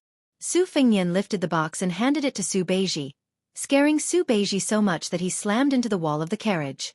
Su Beiji said angrily, "The dead should be respected. Raccoon Diwu is a long-established senior of the Jianghu. Can you not trample on his head?" The white-haired Su Fengnian put down the box and continued to stare at the head that had died with its eyes wide open as he nagged. Although Mount Bubang has so many Ruran cavalry under its control and is destined to be Bailiang's mortal enemy in the future, the two of us should have minded our own business. I could have taken my maidservant and fled far away while you remained your general and mountain chieftain. Instead you came to kill me. Who else should I kill if not you? This time, I went to Beimang to practice my saber. Every drop of divine will that I cultivated with great difficulty has been destroyed by your hands. Why don't you come back to life and let me slash you again? Hey, are you a man? If you are a man, then open your eyes and give me a clear answer. At the side, Su Beiji really couldn't stand this bastard Persimmon's nagging. He said angrily, "Can you stop for a while?" Su Fengnian bent down to pick up the box and extended it in front of Su Beiji. "Come, Su Juzi. Say goodbye to the fifth raccoon." Su Beiji turned his head and bumped into the wall of the car. He even had the thought of killing someone. Su Fengnian closed the lid, put it back into the cloth bag, and laughed heartily. Su Beiji said angrily, "Is it fun?" Su Fengnian curled his lips and said, "Not fun." Su Beiji lowered his voice and said angrily, "How are you going to inherit the title of King of Bailiang in the future? How are you going to fight with so many strong opponents?" Su Fengnian lay horizontally in the spacious carriage and crossed his legs. He said softly, "I'll take it one step at a time. What else can I do?" Su Beiji wanted to smash this guy called Persimmon to death with the book in his hand. However, he inadvertently saw his white hair and silently stopped. Su Fengnian sat up and lifted the curtain. He waved at Blue Bird, who was wearing armor and holding a spear. When Blue Bird came closer with mixed feelings, Su Fengnian's face was fierce and angry. "If it wasn't for the fact that young master felt that you were beautiful, had a good figure, knew how to manage the household, and had outstanding martial arts skills, I really couldn't find a better girl or a more considerate maid than you. Otherwise, I would have abandoned you and run away in the Ruran Mountains. When you return to Bailiang, work hard to practice the 4-word formula. In the future, when you kill a few finger profound realm experts, don't forget to say that you're this young master's maid before you kill someone. Remember." Blue Bird nodded lightly and smiled sweetly. The carriage returned to silence. Su Beiji read a few pages of scriptures that slandered Buddha. He couldn't help but raise his head and ask, "Is this how you treat all your servants?" Su Fengnian asked back, "Are you a master?" Su Beiji smiled and said, "I'm just a refugee. Of course I'm not a master. But you are." After Su Fengnian lay down, he looked at the ceiling and said softly, "That's why you'll never understand how Bailiang's 300,000 strong cavalry got to where they are today." No longer paying attention to Su Beiji, Su Fengnian finished humming that vulgar song for mountain patrol. Then he started humming a nameless song. What's a hero? Chopping off his head to make a urinal. What's a hero? Does he know a unique skill like the monkey picking peaches? What's a hero? When you're penniless, can you conjure up a big flatbread? Su Beiji spoiled the mood, interrupted and asked, "Can I ask you something?" Su Fengnian stopped humming and nodded. Su Beiji asked curiously, "Do you still have the strength of a first pin?" Su Fengnian chuckled. "That's hard to say. As for me, I have a saber manual. Originally, I learned it step by step. After learning a move, I turned the page one by one. A while ago, I accidentally skipped to the last page. It's obviously a saber manual. The last page is called Lingxi, but it talks about the realm of the sword. What a coincidence. I have 12 flying swords on me. As long as they're not at the mysterious finger realm, I can kill one if one comes within 10 feet of me. If 100 come, I can still kill 100. Su Beiji said calmly. Amazing. Su Fengnian turned his head and asked in puzzlement, Are you praising me or belittling me? Su Beiji lowered his head to read the book. When he suddenly looked up, Su Fengnian had picked up the box again and displayed the gray head in front of him. The elegant and mellow Su Beiji couldn't care less about scholarly elegance. He gripped the book tightly and smacked the bastard. Su Fengnian smiled and retreated. He put away the box and the cloth bag. After lying down, he folded his hands and used them as a pillow. Su Juzi, what do you think of the new nickname I gave you? Su Beiji rewarded him with one word. Scram. Su Fengnian turned to the side and rummaged through the cloth bag. Su Beiji quickly sat up straight and nodded seriously. This nickname is very good. Su Fengnian gave him a thumbs up and praised him. You know the big picture and know when to advance and when to retreat. You're a first-rate strategist. Su Juzi, in the future, Bailiang will be the face. I have high hopes for you. Chapter 649. Originally, Su Beiji thought that after approaching the Maolong region, he would have to spend a little more effort before he could sneak into the south. However, very quickly, Su Beiji realized that the situation was beyond his expectations. Tens of thousands of refugees began to crazily flow along the two sides of the post house. Among them, there was no lack of luxurious carriages. According to the laws of Baimang, there were a few post house routes that did not allow soldiers or horses to set foot on. Thus, even though they were fleeing in panic, there were no tyrannical families that dared to set foot on the post house. Fortunately, the flow of people was huge. 2 flat paths had already been created on both sides of the post house. Carriages and horses could pass through without hindrance, only moving slowly. The post house routes of Baimang were interwoven like a net. The carriage that Su Beiji was in went against the flow. Behind him, there was an endless stream of cavalry that galloped from other post house routes to the south. Su Beiji ordered an Arrow Ridge cavalry officer to inquire about the situation. Only then did he receive an answer that made him even more flabbergasted. Even though Huang Songpu had personally led 90,000 elite cavalry to confront the Bailiang army, a group of Bailiang cavalry still directly slaughtered their way through the hastily set-up defensive line and headed straight for the capital of the south. Looking at their unstoppable sharpness, it seemed like they wanted to treat the 3 great generals as nothing and the 2 provincial decrees as decorations. They wanted to wipe out all the civil and military officials of the south. Historically, it had only been the northern cavalry going south that had this kind of boldness. Since this cavalry army whose numbers had yet to be determined were all white horses and white armor, it was naturally the great snow dragon cavalry without a doubt. Their movement made Huang Songpu's already not that tight defensive line even more loosen. The great king of the southern courtyard, who had always held righteousness in high esteem, speculated that this was the work of Yin Qi, who besieged the city to attack reinforcements during the Battle of Heluku. Together with a great number of military towns behind him, none of them were soft persimmons that could be crushed under their feet. He only transferred out 20,000 light cavalry to chase after them, even strictly ordering them not to take the initiative to attack, placing more of his attention on building the defensive line and keeping a close eye on the remaining Bailiang cavalry.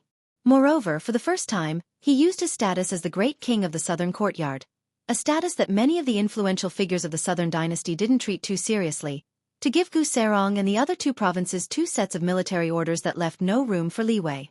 The common people of the southern dynasty couldn't care less about whether or not the general's plans were flawless, whether or not they had a card up their sleeves, or whether or not they would completely wipe out the Bailiang barbarians after the battle.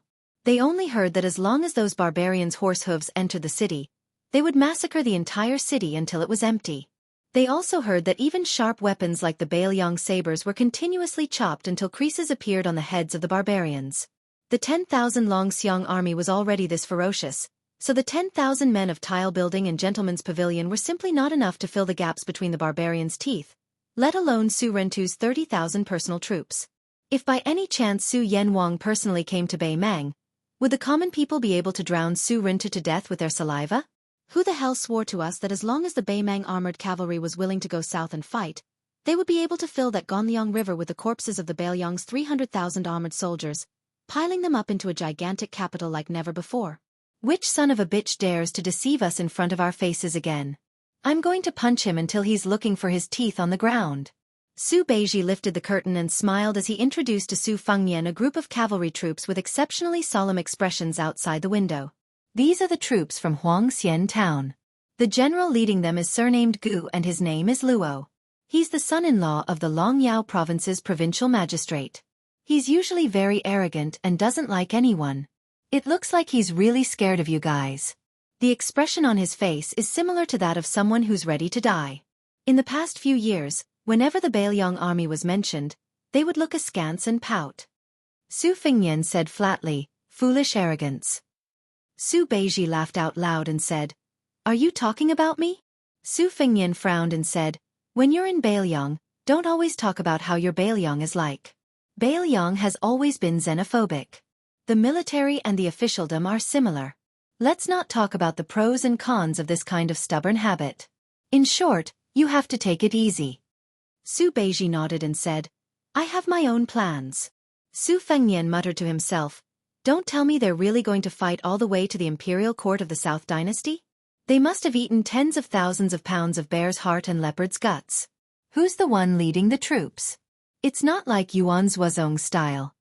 Su Beiji hesitated and said slowly, "Don't you find that Bailiang is a bit like the fields at the foot of the Ruren mountain that we saw?" Su Fengnian asked, "There's a shortage of young people and old people?" Su Beiji said slowly, "The king of Bailiang has 6 foster sons. Needless to say, Chen Zhibao can be given the title of king anywhere. With his talent, he can even start his own army. Yuan Zhuozong is worthy of being called a talented general. It's not difficult for him to take charge alone. He can easily destroy a city with tens of thousands of elite troops. However, it's hard to say if he can command the overall situation. Qi Dangua is just a brute who charges into battle and carries the royal flag of Su. Yi Shizhen is good at scheming. He is called the next young talent Zhao Chongling. In the end, he is still a strategist behind the scenes who needs to rely on others. Yao Jian is a feng shui master who is familiar with unorthodox methods. He has always stood aloof from worldly affairs. As for Chu Lushan," Su Fengnian smiled and said, "Among Su Zhao's 6 adopted sons, if you really want to talk about who can barely stand shoulder to shoulder with Chen Zhibao, it's only him. He is a true all-rounder. As long as it's something he knows, he's proficient in it. My master is not famous because of Zhao Chongling. Chu Qiu'er and Chen Zhibao are in similar situations." Su Beiji continued, "Wei Fu, Cheng Dian, Xiong Shou, Ning Amei, these young and strong high-ranking military officers, compared to Chen Zhibao, the gap is very big, much less those who are biased toward you, the heir apparent, are pitifully few. Therefore, other than Chen Zhibao and Chu Lushan, Bailiang cannot find a third outstanding general who can stand up to Dong Zhuo alone." Su Fengnian smiled but did not speak. Su Beiji asked, "Is there someone else hiding?" Su Fengnian laughed and said, "Have you forgotten my second sister?" Su Beiji said doubtfully, "You also know that talking on paper and personally leading troops are 2 different things." Su Fengnian's expression changed dramatically. He clenched his fists because he knew who was leading the Great Snow Dragon Cavalry to Nanjing. Su Beiji immediately guessed the truth. He said bitterly, "If she can return to Bailiang alive, I will be convinced." Su Fengnian exhaled deeply. His brows relaxed. He closed his eyes and leaned against the wall of the carriage. He said with a smile, "Then you can be convinced now. My second sister had memorized all of Beimang's military towns, villages, and post stations before the age of 14. Su Beiji thought carefully in his heart and then shook his head hard. After a long time he asked, "Why?" Su Fengnian rubbed his face and said softly, "When she was young she made a bet with my eldest sister. Second sister said that she would lead troops to Nanjing before the age of 30. Their bets are a book on the art of war and a box of rouge." Su Beiji snorted coldly. How can military matters be trifled with? The rout of the Longxiang army was clearly calculated by a military expert. Using losses to gain momentum can be seen as buying time for you. What is your second sister? Su Fengnian teased. If you have the guts, the next time you see her, ask her yourself. I don't dare anyway. Su Beiji was stunned. You even dared to go to Ruoshui and kill the 5th raccoon, but you don't dare to see your second sister? Su Fengnian sighed. He had a headache. When he was practicing the knife, he didn't talk to her when he saw her. This time, he went in a big circle in Beimang. Wouldn't she chase after him with a sword? The cavalry went deep into the hinterland like a butcher dismembering an ox. They bypassed many military towns and tore a perfect curve in Baimang's territory at the fastest speed. Their speed was fast, their strength was great, and their goal was clear. They all exceeded the limits of everyone's imagination in Baimang. The cavalry at the front didn't wear a helmet. In the young woman's field of vision, the majestic silhouette of Baimang's largest city already appeared. The eyes of the 9,000 light cavalry behind her were filled with crazed and burning worship. They never knew that war could be fought like this. It was like a big man strolling about in his own home. When he encountered a disobedient child who didn't have the strength to retaliate, he would fiercely smack him with a chestnut. Every time they came into contact, it was just like she said, where and when they would cross swords with many troops. It was because they bypassed all of the tough bones. With the great snow dragon cavalry's military strength, dealing with them was as easy as blowing off dust. Could it be that she was the mistress of Southern Dynasty? Going up north was a piece of cake, but going down south would be a tough battle. However, this daddy has even seen Nanjing Manor City Gate, so why would I be scared of you bunch of grandsons? The woman's appearance couldn't be considered a country-toppling beauty, but she was heroic and extraordinary. Her temperament didn't have the slightest bit of charm or delicateness mixed in. After she got off the horse, she fished out a yellowed book from her bosom. She ignited the flames and burned it to ashes. She raised her head towards the sky. Her lips moved slightly, and then she silently mounted her horse. Chapter 650. The heavy snow in Baelyong's winter over the years had always been heavy, unlike in the south. This made the children, who had recently settled down in this barren and desolate land, very happy. The amount of iron ore, war horses, and food in Baelyong was not something they could touch. Among the 4 children, the eldest daughter wasn't particularly outstanding. She was just like any other young girl who liked to use rouge and face powder. It was just that she had a feisty temperament, just like when she swung on the swing. She wasn't as reserved as the other young ladies of noble families, always wishing that she could swing higher than the top floor. The second child was the most intelligent. Since childhood, he had been regarded as a child prodigy. He learned to read very quickly and was introverted. Everyone said that he took after his mother. The third child looked the most like his beautiful mother. He was a typical lucky man from the north and a prime minister from the south. He was destined to be a noble since he was born. Perhaps this family's descendants had used up all their luck on the first 3 children, so the 4th child, who was born and raised in Baelyong, was a little pitiful. Just like the land in his hometown, he had never cried since he came out of his mother's womb. After he could walk, he was simple and naive.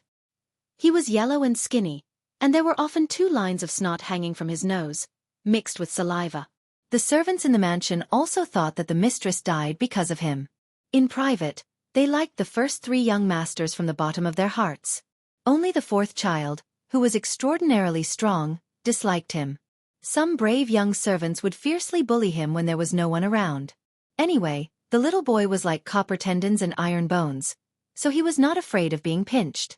Even if he was slapped a few times, it would not be a big deal as long as he was not seen by the housekeepers and gatekeepers. The 12-year-old Su Weisheng's study was spotless and orderly. There were no superfluous decorations, except for the 4 treasures of the study and the vast number of books that included the 100 schools of thought. Every book on the bookshelf was meticulously circled with a red pen. Today, she was writing the character Yong meticulously. As the second commandery princess of Baelyong Palace, she was known to be good at everything except calligraphy. This made Su Weisheng, who was always eager to outdo others, go to a dead end and swear to write a satisfactory regular script. It was okay if he couldn't beat his brother, but how could he lose to her? She had long been familiar with the true meaning of calligraphy. She didn't need others to teach her how to write. She knew very well how to write with a straight brush and a side brush to the point of perfection. However, when it came to her to write, it was always twisted like an earthworm. This made Su Weisheng, who had written more than 3,000 characters this autumn, a little annoyed. A handsome boy with red lips and white teeth carried a corpse that was smaller than him into the study. Su Weisheng raised the corner of his eyes slightly and ignored him. The luxuriously dressed child put down the corpse and laughed. "Huang Manor, we're here." The corpse lying on the ground immediately stood up after hearing the voice. He grinned foolishly, with 2 snot drooling and a lot of saliva hanging from his nose.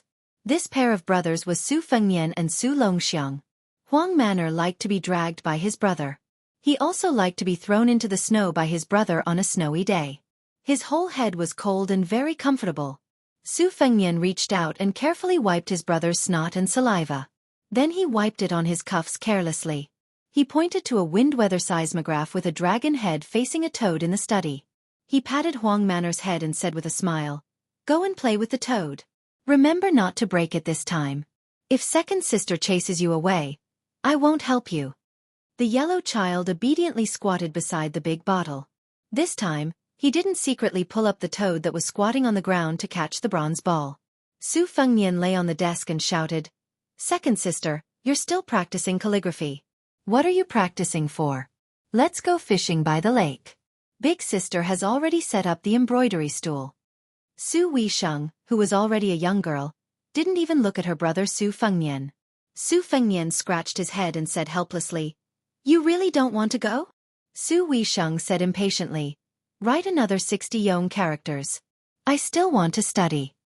Su Fengnian, who was used to it, said, "Oh," and laughed. He grabbed the brush and spread out a large piece of paper. He scribbled a few dozen Yong characters in one breath before returning the brush to his second sister. "Look, you've already finished writing. Let's go play together." Su Weisheng glared angrily. The little heir of Bailiang Palace whistled and didn't care at all. Su Weisheng put down the brush and said coldly, "Just half an hour." Su Fengnian smiled and said, "Okay." The three siblings walked out of the study together. Huang Man was naturally dragged out by his brother. Su Fengnian asked, "Second sister, when is it going to snow?" Su Weisheng frowned and said, "The frost has just started. It's not even the beginning of winter yet. Besides, it might snow a few days after the light snow this year." Su Fengnian made a face and said, "Second sister, you're so smart. Why don't you just let the heavens snow earlier?" Su Weisheng reached out and pinched the little heir's ear hard. This year, Bailiang's first snow really did come 3 days after the light snow. The two young ladies and the two younger brothers were having a snowball fight. Su Fengnian had to persuade his second sister to come out of the study and play with her. Of course, he and his second sister were on one side, while his eldest sister, Su Jihu, and his younger brother, Huang Man were on the other side. Because the terrifyingly strong Huang Man had told her brother that he was only allowed to make snowballs and not throw them. In addition, under the command of his second sister, Su Weisheng, Su Fengnian played in a very methodical manner. The isolated and helpless Su Jihu was naturally smashed many times. However, after surrendering, she secretly stuffed a snowball into Su Fengnian's collar and was satisfied. Su Fengnian grimaced and took out a snowball from his clothes as he said to his second sister, "How about we go to Tide Listening Pavilion to enjoy the scenery?" Su Weisheng refused without hesitation. "No, I want to study." Su Jihu helped her brother take out a snowball and said with a smile, "It's enough for a girl to marry a good husband. You've read so many military books. Don't tell me you still want to be a general?" Su Weisheng glanced at this older sister who had been an enemy since they were young. She couldn't be bothered to speak and turned to leave. Su Jihu made a face at her younger sister's back. Su Weisheng seemed to have eyes on the back of her head. She paused and turned her head to say coldly, "How many more years do you think Su Fengnian will be able to play?" Su Jihu furrowed her beautiful brows. She put her hands on her hips and asked, "How do you know?" Su Fengnian sensed that something was amiss and knew that they would be implicated if they stayed any longer. He pulled Huang Man and hurriedly left the battlefield. Afterwards, he found out that his two sisters had made a bet. That year, the snow in Bailiang was exceptionally heavy. The young heir almost thought that the heavens were an old farmer who raised geese. Otherwise, why would there be so much goose feather snow? Su Fengnian was led by a man in a black robe into the military town of Maolong in a carriage. The taciturn man was the coachman himself. Maolong, who was patrolling the city, saw the man's token and stood still solemnly. The general's token. Bailiang was huge, and there were 300,000 cavalrymen, but there were only 9 tokens in total. The 6 adopted sons of the general each had 1 token. The other 3 tokens were in the hands of someone else. Su Fengnian recognized the general's token and the coachman's identity. He only had 1 title. Ugly. He was one of Su Zhao's men of sacrifice from Earth Branch.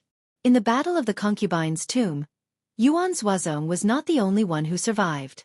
This man of sacrifice also survived. The number of people he killed was not much less than White Bear Yuan's Wuzong.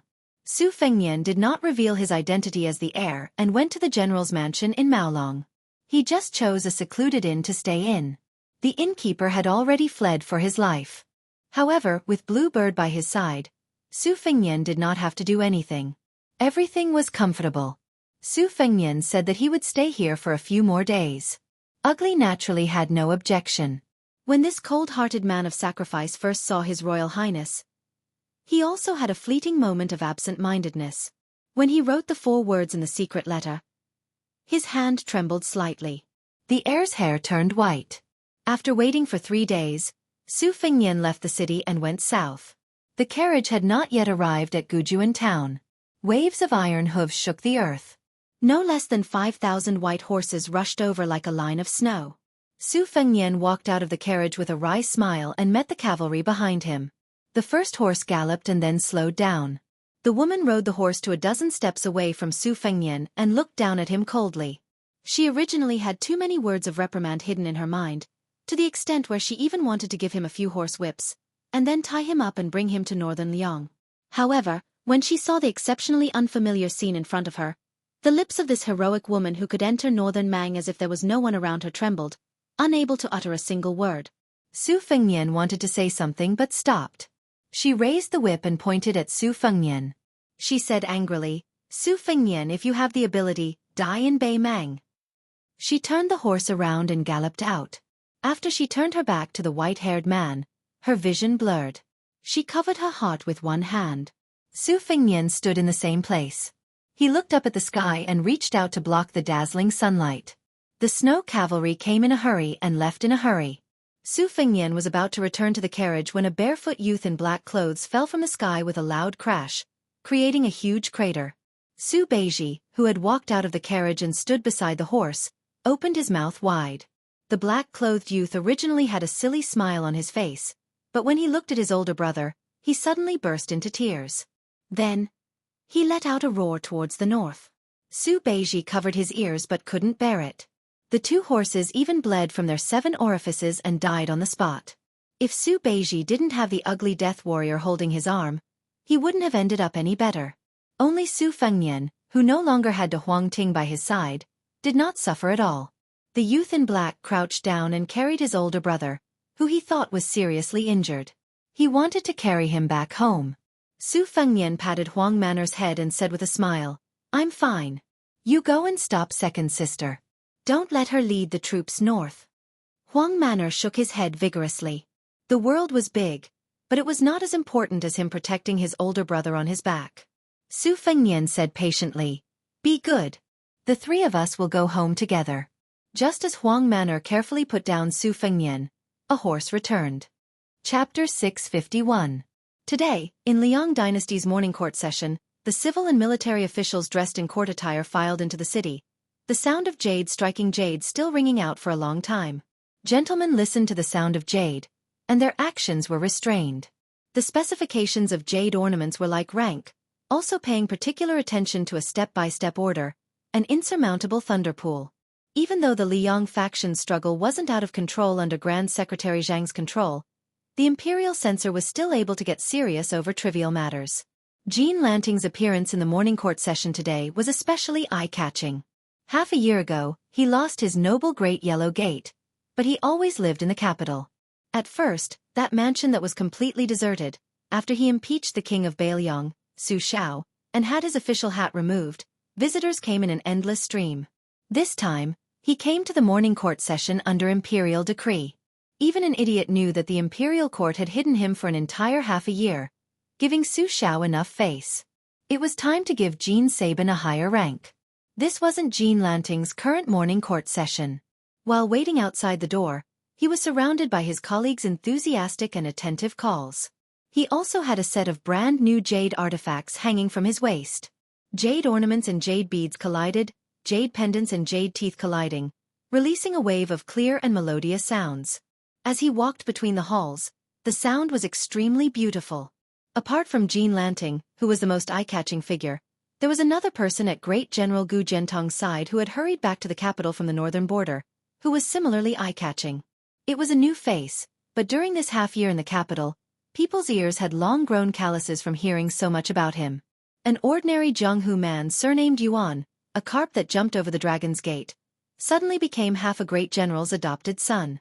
It was rumored that his temperament was stubborn, vicious and merciless, tormenting the Jianghu sex on the border until they were half dead. Yuan Tingshan followed behind Gu Jiantang, and just so happened to be walking shoulder to shoulder with Jin Sanlang, who was behind Zhang Julu and Grand Secretary Zhang. In comparison, the jade ornament on Yuan Tingshan's waist was very simple, crude and refined, a typical gossamer drawing, combined with the Hamba saber's cutting technique. Jin Lanting was cultured and refined. After being immersed in the capital's officialdom for 2 years and experiencing the bitterness and hypocrisy of the world, after joining the Zhongdang's tutelage, he didn't have the slightest bit of arrogance. At this moment, seeing Great General Gu Jiantang's adopted son, the future son-in-law who was set in stone, when Yuan Tingshan glanced at him, Jin Lanting immediately returned a smile. Little did he expect that this minor official, who was participating in the morning court session for the first time, would unexpectedly spit and lower his head to spit. Jin Lanting was extremely embarrassed, but his skin was who knows how many inches thicker than when he first entered the capital, so he dismissed it with a laugh. Yuan Tingshan's brazen actions made the hearts of some of the eunuchs in the distance tremble. Fine, it was clear that he was another thorn in the side. Yuan Tingshan quickened his pace and asked Gu Jiantang in a low voice, "Great General, when will I be able to carry a saber to court like you?" Gu Jiantang turned a deaf ear. Zhang Julu shot a glance at this young martial artist, who had been heard of in half of the capital before even seeing his face. He seemed to find it amusing and laughed. Yuan Tingshan still wanted to nag, but Gu Jiantang said coldly, "If you say another word, you'll get lost from the capital." Yuan Tingshan chuckled and said, "I won't say any more, I won't say any more." Jin Lanting cussed silently in his heart. "You brat, you've already said 6 words. However, Great General Gu, who had firmly controlled the Ministry of War for more than a decade, didn't care about this kind of slippery behavior. This made Jin Lanting immediately have a higher opinion of this person surnamed Yuan. Gu Jiantang and Zhang Julu both looked at a corner in the distance at almost the same time. Jin Lanting was stunned for a moment. He wore the red python robes of a great eunuch, and stood there quietly like a red cat that had been hunting mice in the palace all year round. Yuan Tingshan clicked his tongue. An expert. Jin Lanting only glanced at him from a distance and didn't dare look again. He quickly lowered his head, afraid that this notorious eunuch would remember his appearance. There was no wall in the world that didn't have a crack. Presently, there was news from the palace that this powerful eunuch, the head of the court's 100,000 eunuchs, still held a revered position. He was no longer as unmoving as he had been for more than a decade. This was because a young eunuch who had entered the palace at a young age had been chosen by Empress Zhao Ji. Together with a few servants, he could be said to have interacted with the emperor day and night. His name was Tonglu, and he had only recently been bestowed the surname of Song by the emperor. Song Tonglu came from the Directorate of Credentials of the 12 Directorates. His background was clean, and his master was the head eunuch of the Internal Affairs Bureau. For many years, he was one of the few eunuchs who could walk side by side with Han Diaoxi in the palace. Song Tonglu had never made a mistake in the matter of imperial edicts. He was kind to others and had a gentle personality. Other than the difference between his position and Han Diaoxi's, his personality was also the complete opposite. At this sensitive time when several princes in the capital were about to be made kings, the emperor was close to Song Tonglu, who had been promoted by the empress, and was estranged from Han Diaoxi, who was close to Prince Zhao Kai. This undoubtedly made the powerful officials and nobles smell a trace of blood. The number of people who wanted Han Diaoxi dead was no less than the number of officials who wanted Su Xiao to fall from power. Some of the officials in the capital who had quietly placed their bets on the princes were secretly glad that they hadn't wasted their energy on Zhao Kai, whose background was unclear. For the first time in more than a decade, the red python-robed eunuch who hadn't appeared in court gently turned around and walked without a sound. Han Diaoxi habitually walked in the shadows of the palace walls. It was impossible to see the expression on his clean white face. Chapter 652. Beimang didn't have a capital until Murong Empress usurped the throne. She used 400,000 soldiers and 900,000 people to build the capital. It took 9 years. The king of the northern courtyard, Su Huainan, and the father and son from the central plains, Zhang Rou and Zhang Lu, were responsible for the planning. Immortal Qilin and many geomancy masters also participated in the planning. After the new city was built, the royal family, nobles, and civil and military officials first moved in. Now, there were 30,000 prostitutes in Bei Mang. It could be seen that the capital of Bei Mang was magnificent and not inferior to the capital of Liang. It was just that after the capital was established, the empress still followed the ancient system of the 4 seasons of the tent, going out to patrol all 4 seasons. The Northern Mang's Painted Ash Conference, which had been criticized by the Central Plains for a long time, originated from this. This year's autumn tent tiger hunting and deer hunting was pushed back slightly. The influential nobles of the Northern Mang royal court were all talking about it. Many of the older nobles who had the qualifications to participate in the tent hunting in the past, but found excuses not to go, eagerly participated in it without exception. Unfortunately, they were greatly disappointed. In the capital, there was a declining branch of Taoism called Chongqing Taoist Temple. After losing the competition with Tao De sect for the national religion of Bei Mang, the incense was no longer as prosperous as before. Only a few old pilgrims would come to pray during the 9 Yen festival. It was hard to believe that 20 years ago, this place was called the top of Bei Mang's Taoist temple. Every festival, high officials and nobles would gather together with the common people. It was only because the immortal in the temple had opened a Taoist temple and immortals were willing to teach the art of longevity. These years, the Chongqing Temple could only rely on some scholars who were rushing to take the imperial examinations to stay overnight. Perhaps the Chongqing Temple's luck was really at its end. There had never been a scholar who was nominated after staying here. Over time, the 20 or so Taoists in the temple had been living more and more desolate lives. Fortunately, an old scholar came a few days ago and gave them a decent amount of silver. Only then were they able to eat. The old Confucian scholar who rented a dark and gloomy side room had a good conversational style. He often chatted with the old Taoist priests for an entire afternoon.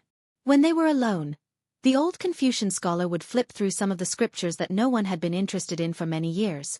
He lived a leisurely and peaceful life. One day, a tall, sleepy man came to the Chongqing Taoist temple. He didn't even bat an eyelid as he swept the floor full of fallen leaves. The pilgrim asked twice in a warm voice.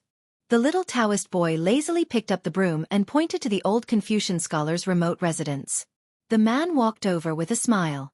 After passing 2 courtyards, he found the old Confucian scholar sitting in the middle of the courtyard. The man respectfully said from the bottom of his heart, "Jing Yan greets the imperial decree of peace." The old scholar came back to his senses and smiled. He gestured for the newcomer of the chess and sword music school to sit down casually. Hong Jingyan put on a posture of listening attentively. The old Confucian scholar glanced at this proud student who had been deliberately suppressed by him. He said softly, "I know what you're here to ask for. I might as well be frank with you. If I were to shamelessly ask His Majesty for the iron cavalry of the ruined 5 towns, I could also hand it over to you. However, this would put you at a disadvantage. It would be disadvantageous for you to display your skills in the future. The ruined 5 towns are surrounded by the covetous Dong army. Even the capital and its surrounding regions are not generals with outstanding military achievements. You can't compare to them. Even if you succeed, how much empty space can you get? That's why I say that this kind of stiff robbery is not as good as a small sharp strike without evil hands." Hong Jingyan asked with a smile, "Go directly to the tile-built gentleman's tavern?" The old Confucian scholar nodded. Hong Jingyan said with a bitter face, "You want me to gather tens of thousands of troops by myself?" The old Confucian scholar scolded with a smile, "You're as thick-skinned as ever. Don't think that just because I haven't been in the chess and sword music school all these years, I don't know that you have hooked up with the sons of the northern and southern nobles. Let alone tens of thousands, as long as you dare, even 100,000 wouldn't be a problem, right? Just those sons and daughters of the capital who crave military achievements would flock into Dragon Waste Province without bringing their own personal guards and forcefully gather tens of thousands of troops. I'll say the ugly things first. This time, Your Majesty was hesitant about who to send to confront the Bailiang army. Was it Huang Songpu or Tuoba? I mentioned it in passing, so you chose Huang Songpu. This is because I don't want the situation of the northern and southern confrontation to become a situation of war on all fronts. I know that by using this king of the southern courtyard, who is good at defending, Bailiang won't have a falling out and will be willing to stop while we're ahead. This way, I'll have enough time to set up a trap. Only that wicked old turtle, Huang Longshan, loves to do wicked things. As for you, you'll be the first chess piece in Beimang's new game. You'll be the most important. How about it? Are you going or not? Hong Jingyan furrowed his brows and did not immediately give a reply. The old Confucian scholar, who was already the emperor's tutor, said, "There's no rush. Let's make a decision after you've thought it through.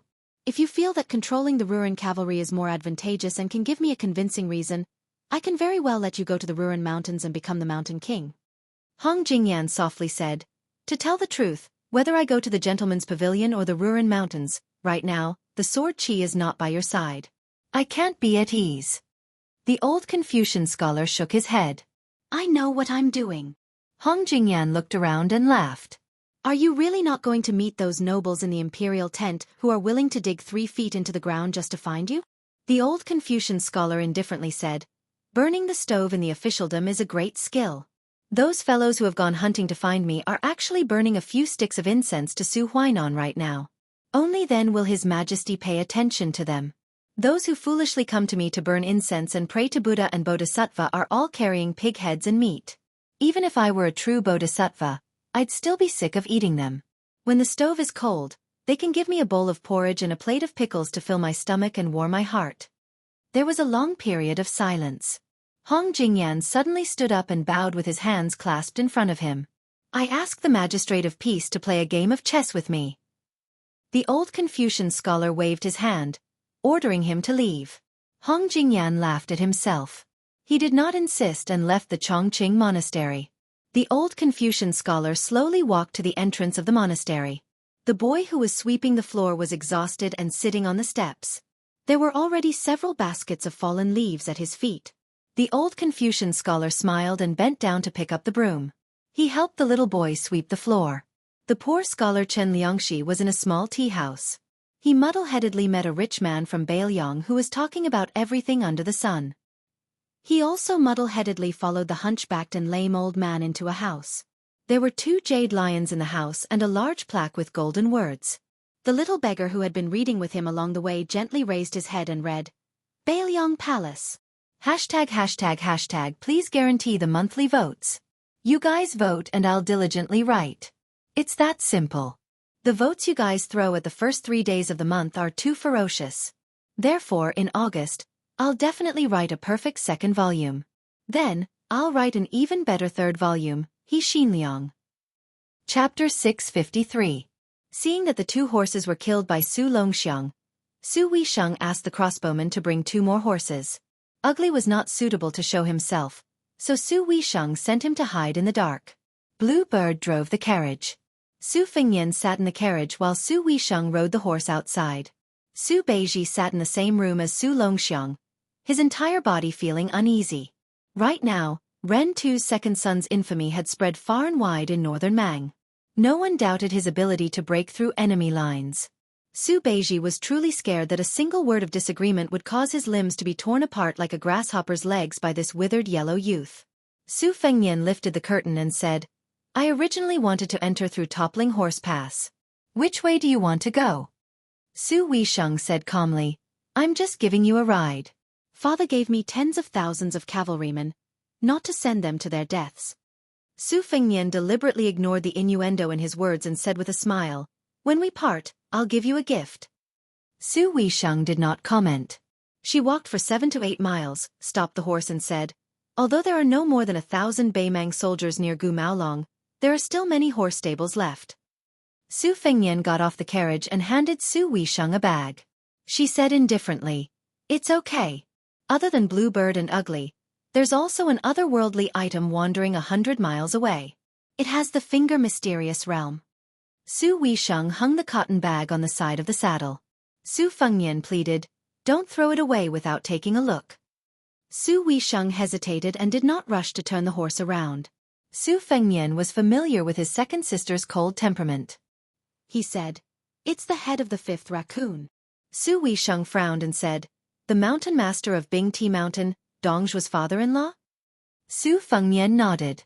Su Weisheng asked, "You and a few others succeeded in the sneak attack?" Su Fengyan was speechless. Su Beiji, who got off the carriage with Su Fengyan but stood far away, said softly, Second Commandery Princess, His Royal Highness killed the 5th raccoon by himself. Su Beiji, can testify. Su Weisheng sneered and said, how did the king of North Courtyard, Su Huainan's concubine's grandson, change his master? When do you plan to go to Liang Imperial Court and become a slave of 3 surnames? As expected of Su Weisheng, who knew Bei Mang like the back of his hand, Su Beiji did not explain anything to her relentless criticism. Su Fengnian tried to smooth things over and said, second sister, can you not scare Juzi? He's a good person. Not long ago, he even praised your poetry and said that he wanted to compare notes with you. Su Weisheng patted the ancient sword at his waist and said with a smile, compare notes?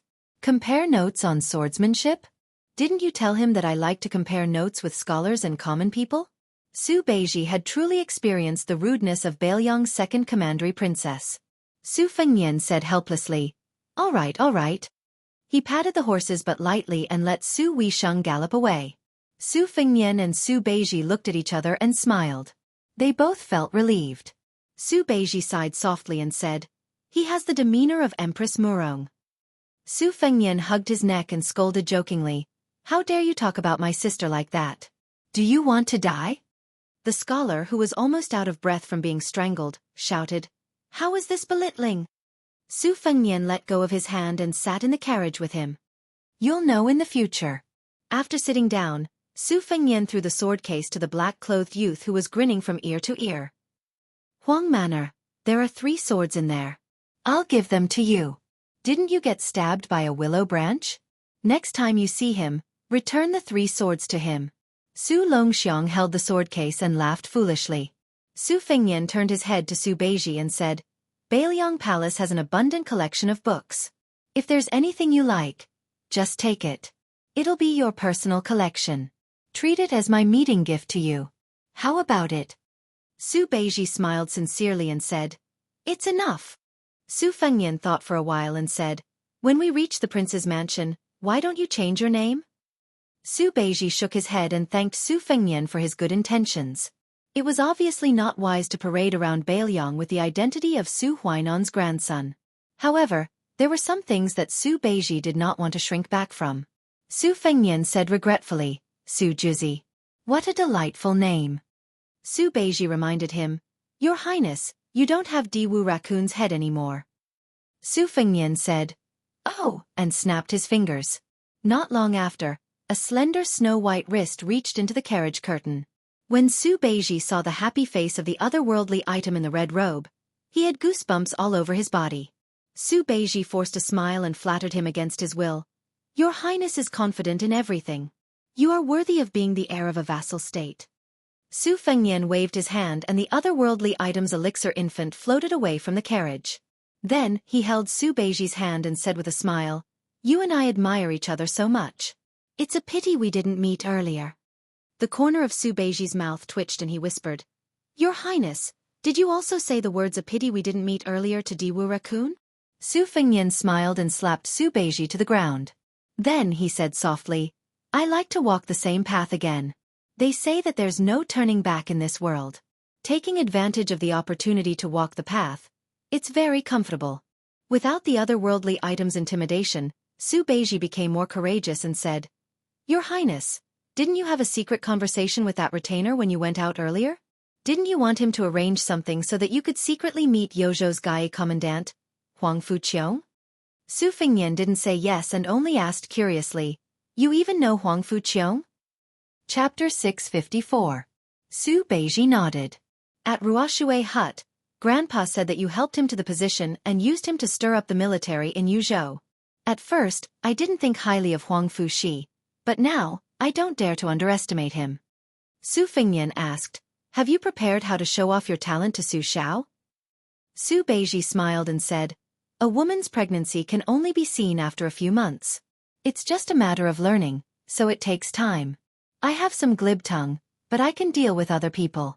After meeting the second princess, I really don't want to go to the Prince of Northern Liang to be scolded. I've already thought about it.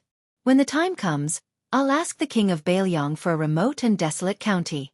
I'll start as a lowly official. I'll be able to do some practical things, and it won't delay me from sending a small gift to your highness. The gift itself will take 1 or 2 years to complete. Su Fengnian was surprised. You can really endure being unknown for a few years. Su Beiji calmly said. When have I ever been famous? Su Fengnian grabbed Su Beiji. Su Juzi, you're really famous. Su Beiji smiled and tried to break free from Su Fengnian's grip, but he couldn't do it. He said helplessly, Your Highness, even if it's just a compliment, please show me more sincerity. Su Fengnian increased his strength and nodded with a smile. Okay. Show me more sincerity. Su Beiji, who had taken off the mustached man's skin, was fair and elegant. At this moment, he was in so much pain that his face turned red. Su Fengnian laughed and released his grip. Su Beiji angrily said, Bullying others with martial arts? Is that what a real man should do? Su Fengnian, who had also restored his true appearance, snapped his fingers again. Su Beiji thought that the otherworldly item wanted to join the fun again. He was so scared that he kept quiet out of fear. Su Beiji had been on tenterhooks for a long time, but the otherworldly item was nowhere to be seen. Su Fengnian giggled and said, I just snapped my fingers. Do you really think that the otherworldly item in the princess tomb is some kind of earth immortal? Do you really think that I can sense it from 100 miles away just by snapping my fingers? Su Beiji took a deep breath and lowered his head to flip through a book that he had found with great difficulty in the inn in Maolong military town. Although he looked furious, his eyes were gentle and there was a smile on his face. He was once afraid that the monarch he had to serve was a mediocre person with great ambition but little ability. However, he was even more afraid of meeting a master who seemed to be respectful and modest, who on the surface wished to sleep on the same bed and eat the same bowl as you, but in the depths of his heart, he only treated scholars as murderers. Su Beiji didn't want his knowledge to be wasted on reading people's expressions and guessing their thoughts. Su Beiji put down the book and said worriedly, Before you came to Beimang, the Liang imperial court had already started to arrange for the princes to leave the capital and be enfeoffed as county kings. County kings don't have military power, but they can participate in local, state, and county politics. These first-generation county kings of the Liang dynasty after the spring and autumn period were given a single title. Currently, we know that there are 3 kings of Tang, Chu, and Shu. I think that the king of Shu will most likely be Zhao Kai. The second king of Jing and Zhao Sun obviously had an expert to advise him. He was the first one to take the initiative to hand over all military power, which is bound to give the king of Yanqi and the king of Guangling a headache. I heard that you had a particularly bad relationship with the old king of Jing, and Xiangfan is also one of the most important cities in the world. No matter if it's east or south, it's a place that must be fought over. Su Fengnian smiled and said, Zhao Sun beat me up like a drowning dog, and I also stole the Princess Jing and that he secretly admires. That brat can't wait to skin me alive and pull out my tendons to vent his anger. Su Beiji was stunned. He gritted his teeth and asked, Wait, what do you mean you stole the Princess Jing? Su Fengnian smiled and said, Her name is Pei Nanwei, one of the few great beauties of the Liang dynasty. I happened to pass by Xiangfan on my second trip and took her to Bailiang Palace. Su Beiji kicked Su Fengnian's calf. Su Fengnian didn't bicker with him. He patted the dust off and said helplessly, She's not your wife, what are you so anxious about? Su Beiji glared at him. The sallow and emaciated black-clothed Su Longxiang didn't get angry. He was born to be able to sense good intentions. Su Fengnian put away his cynicism and said softly, Don't worry, I've done enough ridiculous things. From now on, I'll only be messing around in Bailiang. Su Beiji snorted coldly. Su Fengnian quickly revealed his foxtail and said, But if a beauty comes to Bailiang to walk right into my trap, I won't refuse her. Su Beiji was about to speak, but Su Fengnian's words made him swallow his words. Why are you acting like my wife? Why do you care about this? Su Fengnian pretended to be terrified and shifted his butt. Su Juzi, don't tell me you're gay? Let me say this first, I can't wrong myself. If you can't bear it and really want to make a move, I can pay you to go to a brothel and find a young husband. Su Beiji cursed for the first time. Su Fengnian said calmly, Su Juzi, you're the first celebrity I've personally recruited. I'll arrange for Dannying to stay by your side. Ask yourself honestly, am I good to you? Su Beiji lay straight in the carriage and covered his face with the book, pretending to be dead. Su Fengnian lifted the curtain with a wicked smile and picked up a pot of green ant wine that his second sister, Su Weisheng, had purposely left behind. He sat with Huang Manor behind Blue Bird. A light breeze brushed past his face and the silver hair at his temples swayed softly. His black hair entered Bei Mang, and his white hair returned to Bailiang. Su Fengnian stretched and drank a mouthful of spicy wine. He didn't know why, but he remembered the sword outside the gates of hell. He softly said, frowning eyebrows erect, words like thunder, the evil flood dragon of the Swallow River is fat. Wielding a sword in the air. I'll return at the second watch. Chapter 655. The sky was just beginning to brighten. Su Fengnian and his party handed over their official documents. Probably because Liang Mang had declared war, the border patrol was a lot stricter than when Su Fengnian left the pass with the fish dragon gang. One of the border guards lifted the curtain of the carriage with a spear and examined every face. When he saw Su Fengnian, he was obviously startled for a moment. However, the official documents were real and there was nothing wrong with them. But the following few weapons became a thorny obstacle for both sides. Their luggage had to be carefully searched. The sword sheath, the spring and autumn sword, the spring thunder saber were all searched out. This made the Tumbling Horse Pass's armored guards feel as if they were facing a great enemy. A few silent glances were exchanged, and a group of riders rode their horses over. Sparks flew everywhere, and the smarter Jianghu people did not dare to pass through at this time. Many of the border tea and horse businesses were also stopped. They had to avoid the sharp edge and endure this period of time before making a good plan. Su Fengnian and his party did not look like merchants, nor did they look like the children of a military family. Carrying so many sabers and swords, how could the Tumbling Horse Pass city guards, who were already on their last legs, lower their guard? Not long after Su Fengnian stepped out of the carriage, a second group of cavalry arrived. The leader of the group was the #1 young master of Toppling Horse Pass, Zhou Ziru. Zhou Ziru had a good memory.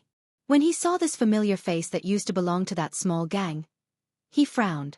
In the past half a year, the Fish Dragon gang had passed through Toppling Horse Pass several times, but nothing happened.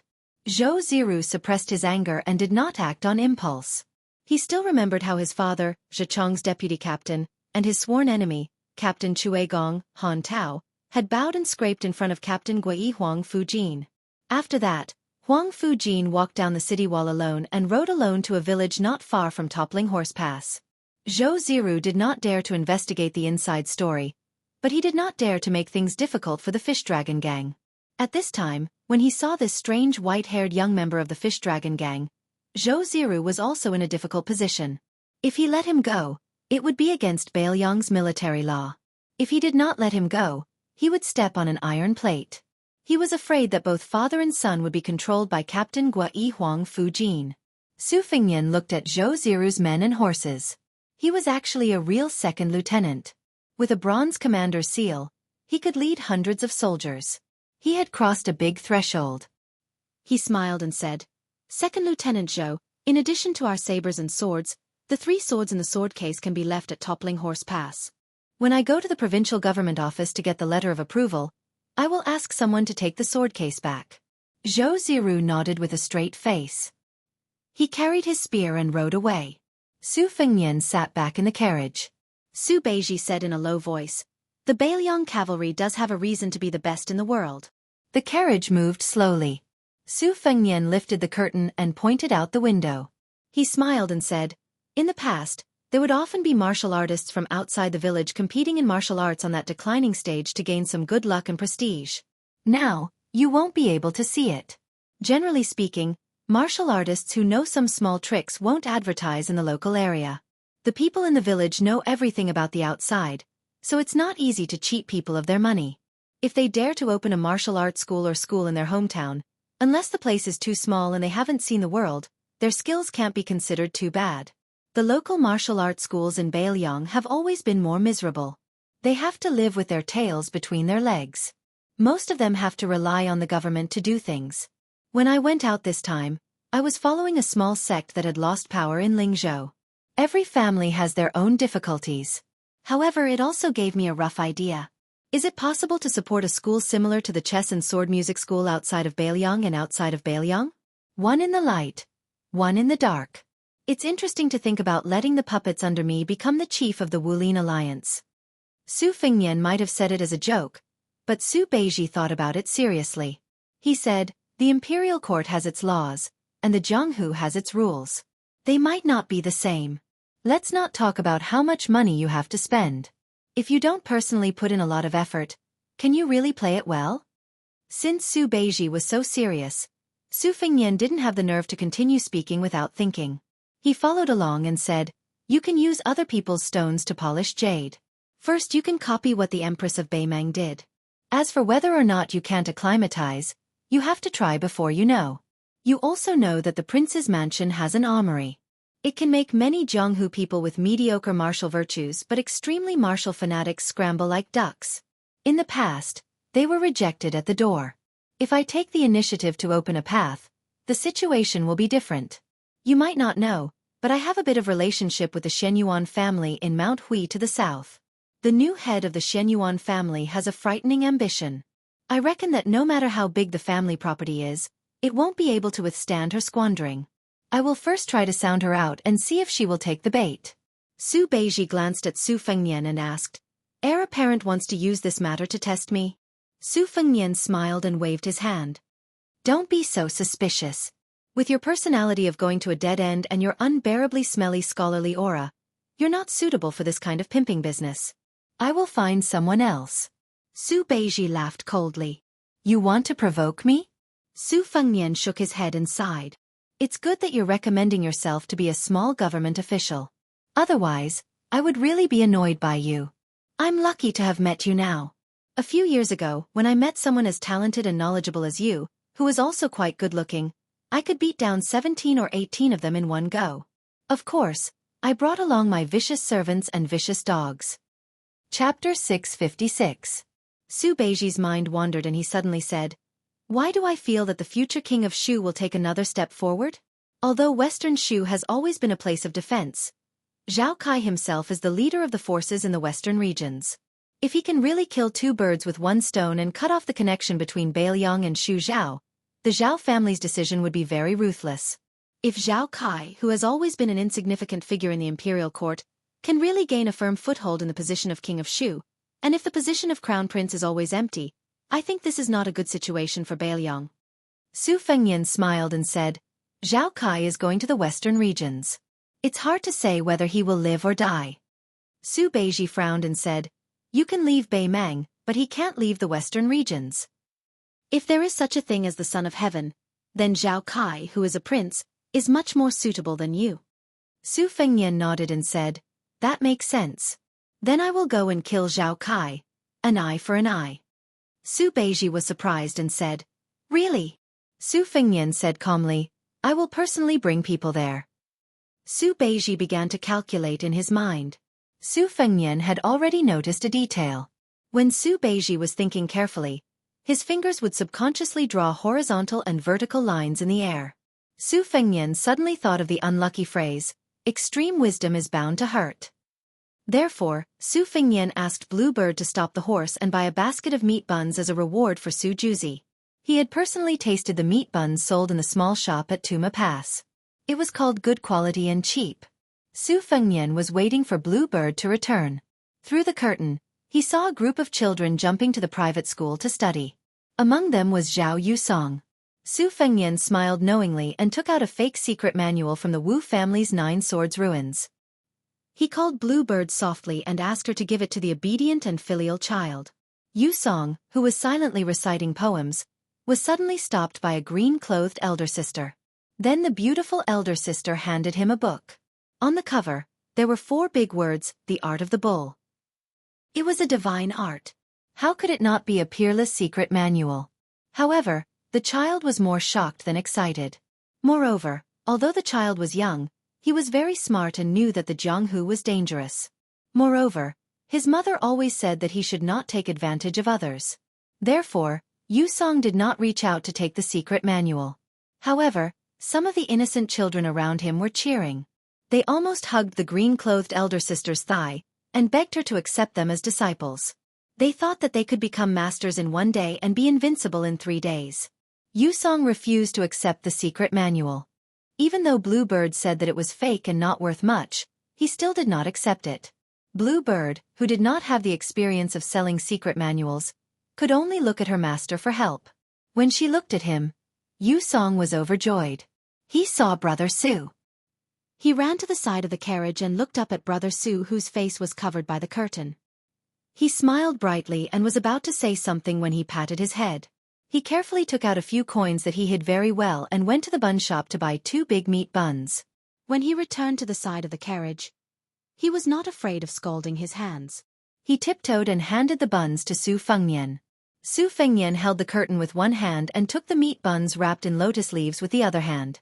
He smiled and said, "This is the money your mother gave you to buy the book. Aren't you afraid of being scolded when you go back?" The child shook his head vigorously and grinned. "Of course not. If my mother knew that Brother Su was coming back, she would be more generous than me. Our family is not poor now. My mother is good at embroidery and can make a lot of money a month. My mother also said that there is a place called weaving in the government and wanted to invite her to go there to make money." Su Fengnian knew that Huang Fujin must have hinted to someone. The amount of hinting was just right. He did not treat the mother and daughter unfairly, nor did he disturb their peaceful life. Su Fengnian took a bite of the meat bun and pointed at Blue Bird. He smiled and said, "This sister is my friend. I don't know if the secret manual is real or fake. Anyway, I don't need it, so I'll give it to you." If one really practiced this kind of secret manual, even if they had 100 copies, they would not be able to master it even if they worked hard for 10 lifetimes. However, it was not to the extent that they would damage their bodies. They were the most worthless introductory chants of some Jianghu sections. They outlined some stupid tricks that could be found on the streets. They could only be considered to have some benefits to strengthen the body. "Okay." The child took the secret book with a smile, and then solemnly bowed to the green bird. He said in a methodical manner, "Thank you, fairy sister, for giving me this book." The green bird, who had a distant temperament, was also amused and smiled slightly. After receiving benefits, the child with a good upbringing naturally wanted to return the favor. His eyes filled with anticipation, he asked, "Brother Su isn't in a hurry to leave, right? Come to my house for lunch? My mother will definitely be happy. She always tells me that when I grow up, I have to repay her kindness." "Heh, but my mother calls Brother Su as young Master Su." Su Fengnian shook his head and said, "It's no trouble. You still have to go to the private school to study. It's the busy time of the farm season. Your mother will definitely have to work in the fields. Besides, I'm in a hurry to leave Tuma Pass, so I won't stay." The child's face was filled with regret, but he did not stubbornly insist. Su Fengnian smiled and waved his hand. The carriage continued south along the road.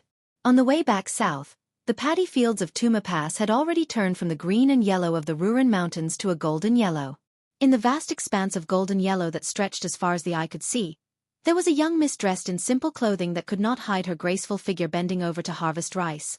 Originally, she did not have much land in the village. After she had more money, she could not bear the boredom and bought a piece of land here. The transfer of land deeds was an extremely complicated process.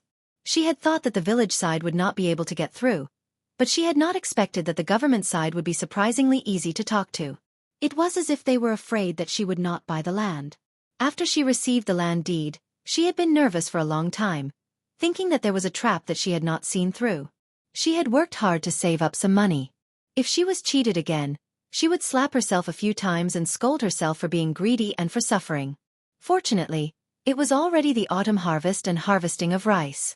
Behind her, there were many piles of golden rice that were her family's food. The young miss was filled with a joy that she could not tell others. She was born in Miji, a place that was filled with beauties. She was also an outstanding person in the surrounding 100 li.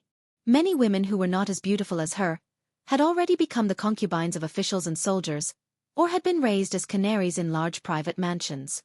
She did not envy them. She only felt that it was very good to stay here, to stay by Yu Song's side. She straightened her back and wiped her sweat. But how was their benefactor, young Master Su? Her beautiful face turned red and she softly scolded herself for being shameless.